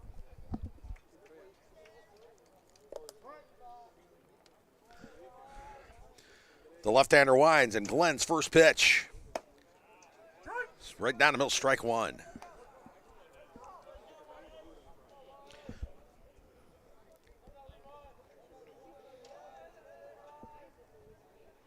Here comes Glenn with his 0-1. In the dirt, ball 1. Brody Spann started the game for Strong Rock. He went 4 innings, gave up 6 hits and 5 earned runs, struck out 2. Cameron Harvey went 1 inning, giving up 2 hits, 1 run, striking out 2 and walking 1. And that's outside, ball 2. So now Jackson Glenn taking over on the mound for the Patriots. Here's his wind and his 2-1 pitch to Levi Thompson. Thompson swinging, fouled off to the right. Puts that one into the trees. Well, no, that hit the top of the batting cage. So count now 2-2 on Levi Thompson.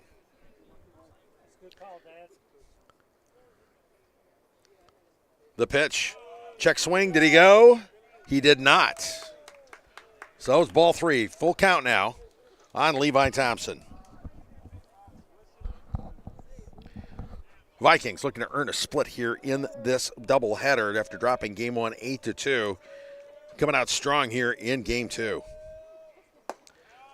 Strike 3 looking. So Thompson strikes out to start the top of the 6th inning. That brings up Austin Dannison. Dannison now playing left field. Danny's grounded out to third and flown out to left field. He's getting good contact. Just hadn't had any luck on where it's going to land. First pitch to Dannison. Ground ball up the middle, base hit. Told you, eventually they go where they ain't. You got to hit the ball where they ain't, and that one worked. Signal to center field for Austin Dannison. Vikings in business now here with one out in the inning, and that brings up Nolan Vaughn. Vaughn's gotten on base both times. In the third, he singled and scored. In the fourth, he got on an error by the shortstop. His speed caused the shortstop to hurry things up, and it didn't work out well for Strongrack. Another foul ball right at me, and again I flinched. Strike one. I got to do better on those. Man, that's 4 of them tonight. You'd think I'd know better. 0-1 count on Nolan Vaughn. Glenn goes into the stretch. Dannison taking a pretty good lead. Next pitch outside, ball 1. 1-1 count. Dannison with 2 stolen bases this season. He's a faster runner than he looks. Good athlete. He was a nose guard on the football team. Glenn's 1-1. Swing and a miss. Vaughn got a piece of it, but it's a foul tip into the catcher's mitt. Count now 1-2 on Nolan Vaughn. Merrick Miller is on deck.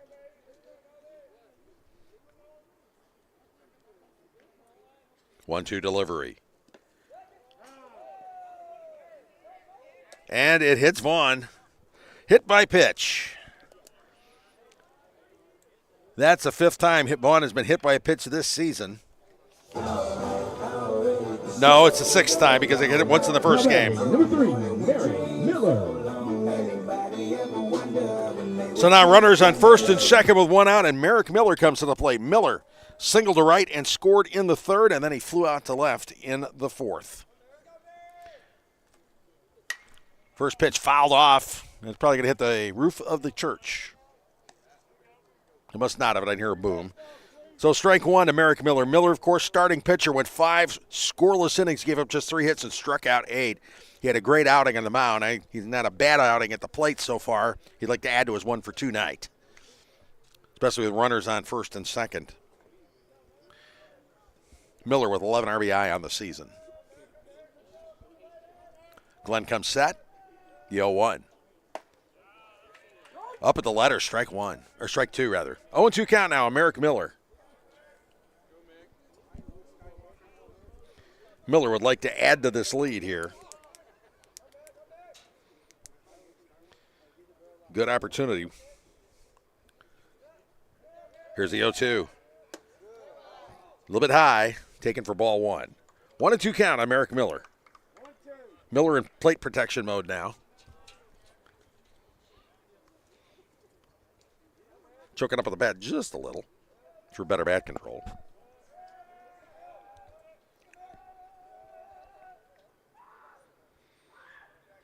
The 1-2 from Glenn. Miller fouls it off into the screen. Count remains 1-2. So we got Austin Dannison on second, Nolan Vaughn on first. There is 1 out here in the 6th. Pacelli hoping to add to their 6-run lead.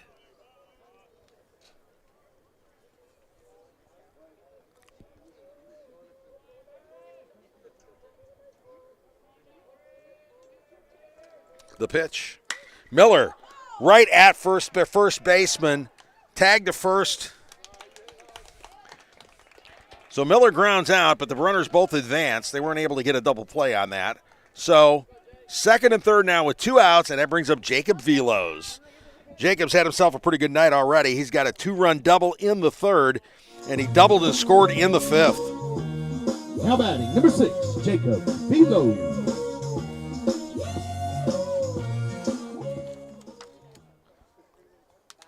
Three hits on the day between the 2 games for Velos. First pitch. In the dirt, gets past the catcher, and it does not take the weird carom. Austin Dannison coming on home on the wild pitch. Vaughn advancing to third. It is now 7-0 Vikings.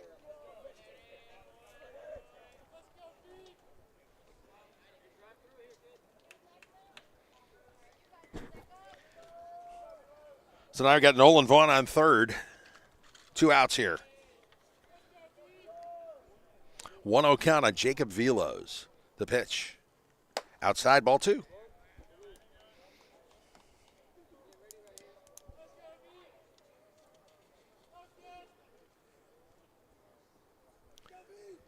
Glenn gets the sign. Comes set. 2-0. Velos drills it to left. His hang up, it is caught, and that is the 3rd out of the inning. He ripped it good, though. In the inning, 1 run on 1 hit. There were no errors and 1 runner left on base. At the end of 6 innings, Pacelli leads it 7-0. You're watching Vikings baseball on Georgia Alabama Sports Live. Truck Month at Glenn Smith Chevrolet in Opelika. Choose from a huge selection of brand new full-size Chevrolet Silverados. Discounted up to $13,750 off. New 2025 Chevy Equinox, the compact SUV that features high-tech options and discounts up to $5,000 off. You can enjoy no payments until July. People from all over the USA save at Glenn Smith Chevrolet. Get ready to smile.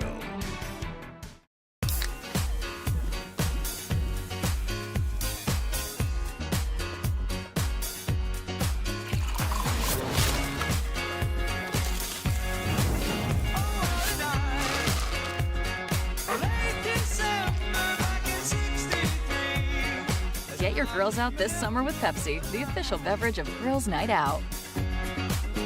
My name is Sergeant Jason Swells, and this is my CVCC story. Class sizes were not too large. The professors in each class had time to talk. It was almost like a one-on-one experience. CVCC did prepare me for my career. They made sure you knew the subject before you walked out of the class, before you took the test. They dedicated 100% of themselves to it. It's safe for anybody who's deciding or thinking about going into criminal justice. CVCC has got my vote all day long because they're on top of their game. Even though I'm away at college, Connecticut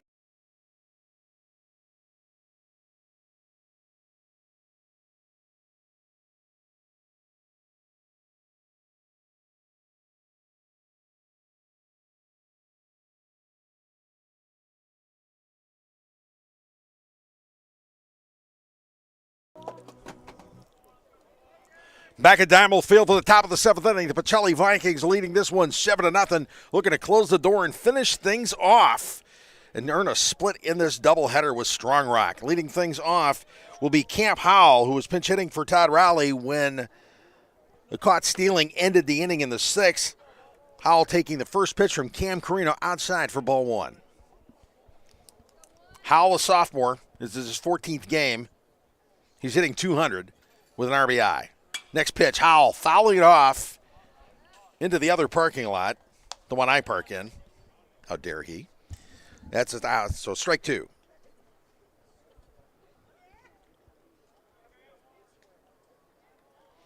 The pitch, outside. It's a 2-1 count on Cam Carino, my mistake. It's a 2-1 count rather on Camp Howell. Carino's pitch. Off the end of the bat, foul territory, and it is catchable behind third base by Braden Howell. That is out number 1 here in the 7th inning. That brings up Blake Chupp, now playing first base. Chupp walked in the 2nd and struck out in the 4th.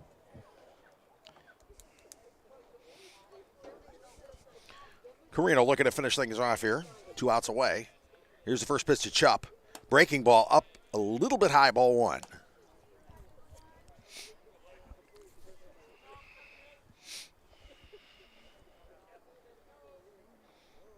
The 1-0 pitch. Grounded. Foul. Got a piece of it, went back into the screen, so it's a count of 1-1.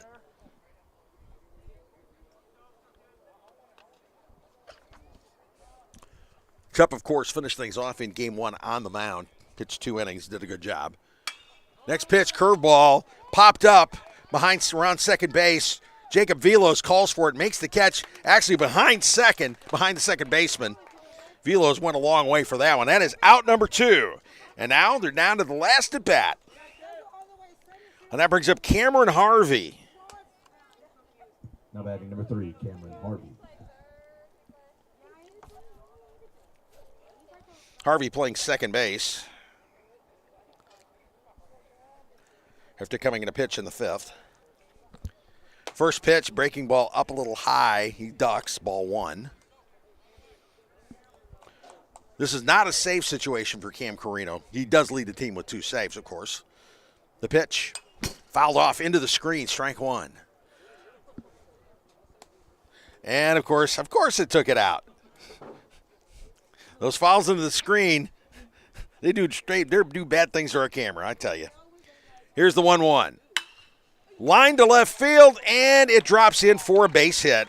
So Cameron Harvey with the single to left field to keep the game alive, to keep things alive for Strong Rock. And that brings up the top of the order, Andrew Reed, who has had himself a game. He doubled in the 1st, doubled in the 3rd, and singled in the 5th. He also has 2 stolen bases on the night.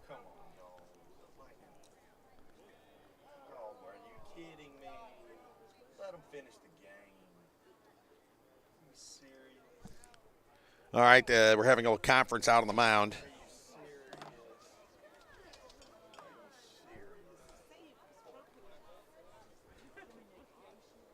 There's been some sort of something going on here. There's call of lightning. With 2 outs, lightning has been spotted in the area, and they've come out and with 2 outs in the bottom, or 2 outs in the top of the 7th inning of a 7-0 game. Lightning was detected within 10 miles, I believe is the distance. I didn't hear it or see anything. And right now the coaches are discussing things.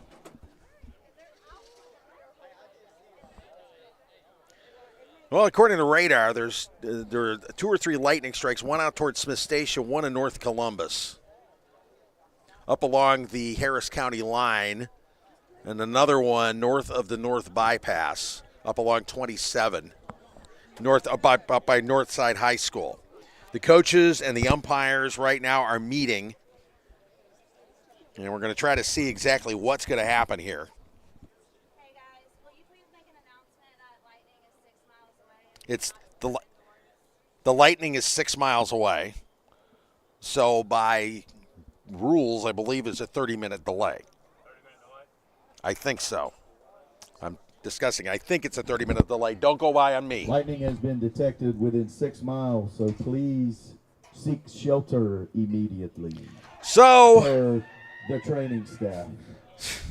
So, we're 1 out away from finishing this ball game, and there's a possibility they may just call the game. We will see on this. The coaches are meeting with umpires Don Bales and Darrell Owens. And we're being dive bombed by all kinds of mosquitoes at this point, too.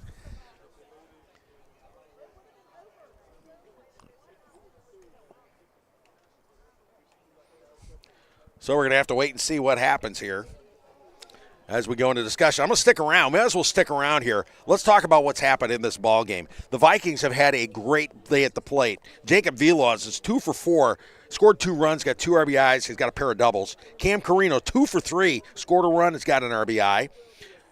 Dustin Sherman, 1 for 3, hit a double and has got an RBI. Of course, Braden Huddy hit that bomb to left field. First home run of the season, solo shot. It was a no-doubter, of course. Austin Dannison, 1 for 3, scored a run on a wild pitch. Nolan Vaughn, 1 for 2, scored a run. Merrick Miller, 1 for 3, he scored a run. On the mound, Merrick Miller, 3-hitter through 5 innings, no earned runs, struck out 8. I mean, that doesn't get much better than that. And, of course, Cam Carino has been solid here in relief. Carino is pitched an inning and 2/3, giving up just 1 hit, and he's got a strikeout. He's 1 out away from finishing this thing off. The Vikings with a 7-0 lead. Everybody's meeting, and we'll have to wait and see exactly what happens here. At this point, okay, we're going to take a break, and we will come back and let you know what is going on. You're watching Vikings baseball on Georgia-Alabama Sports Live.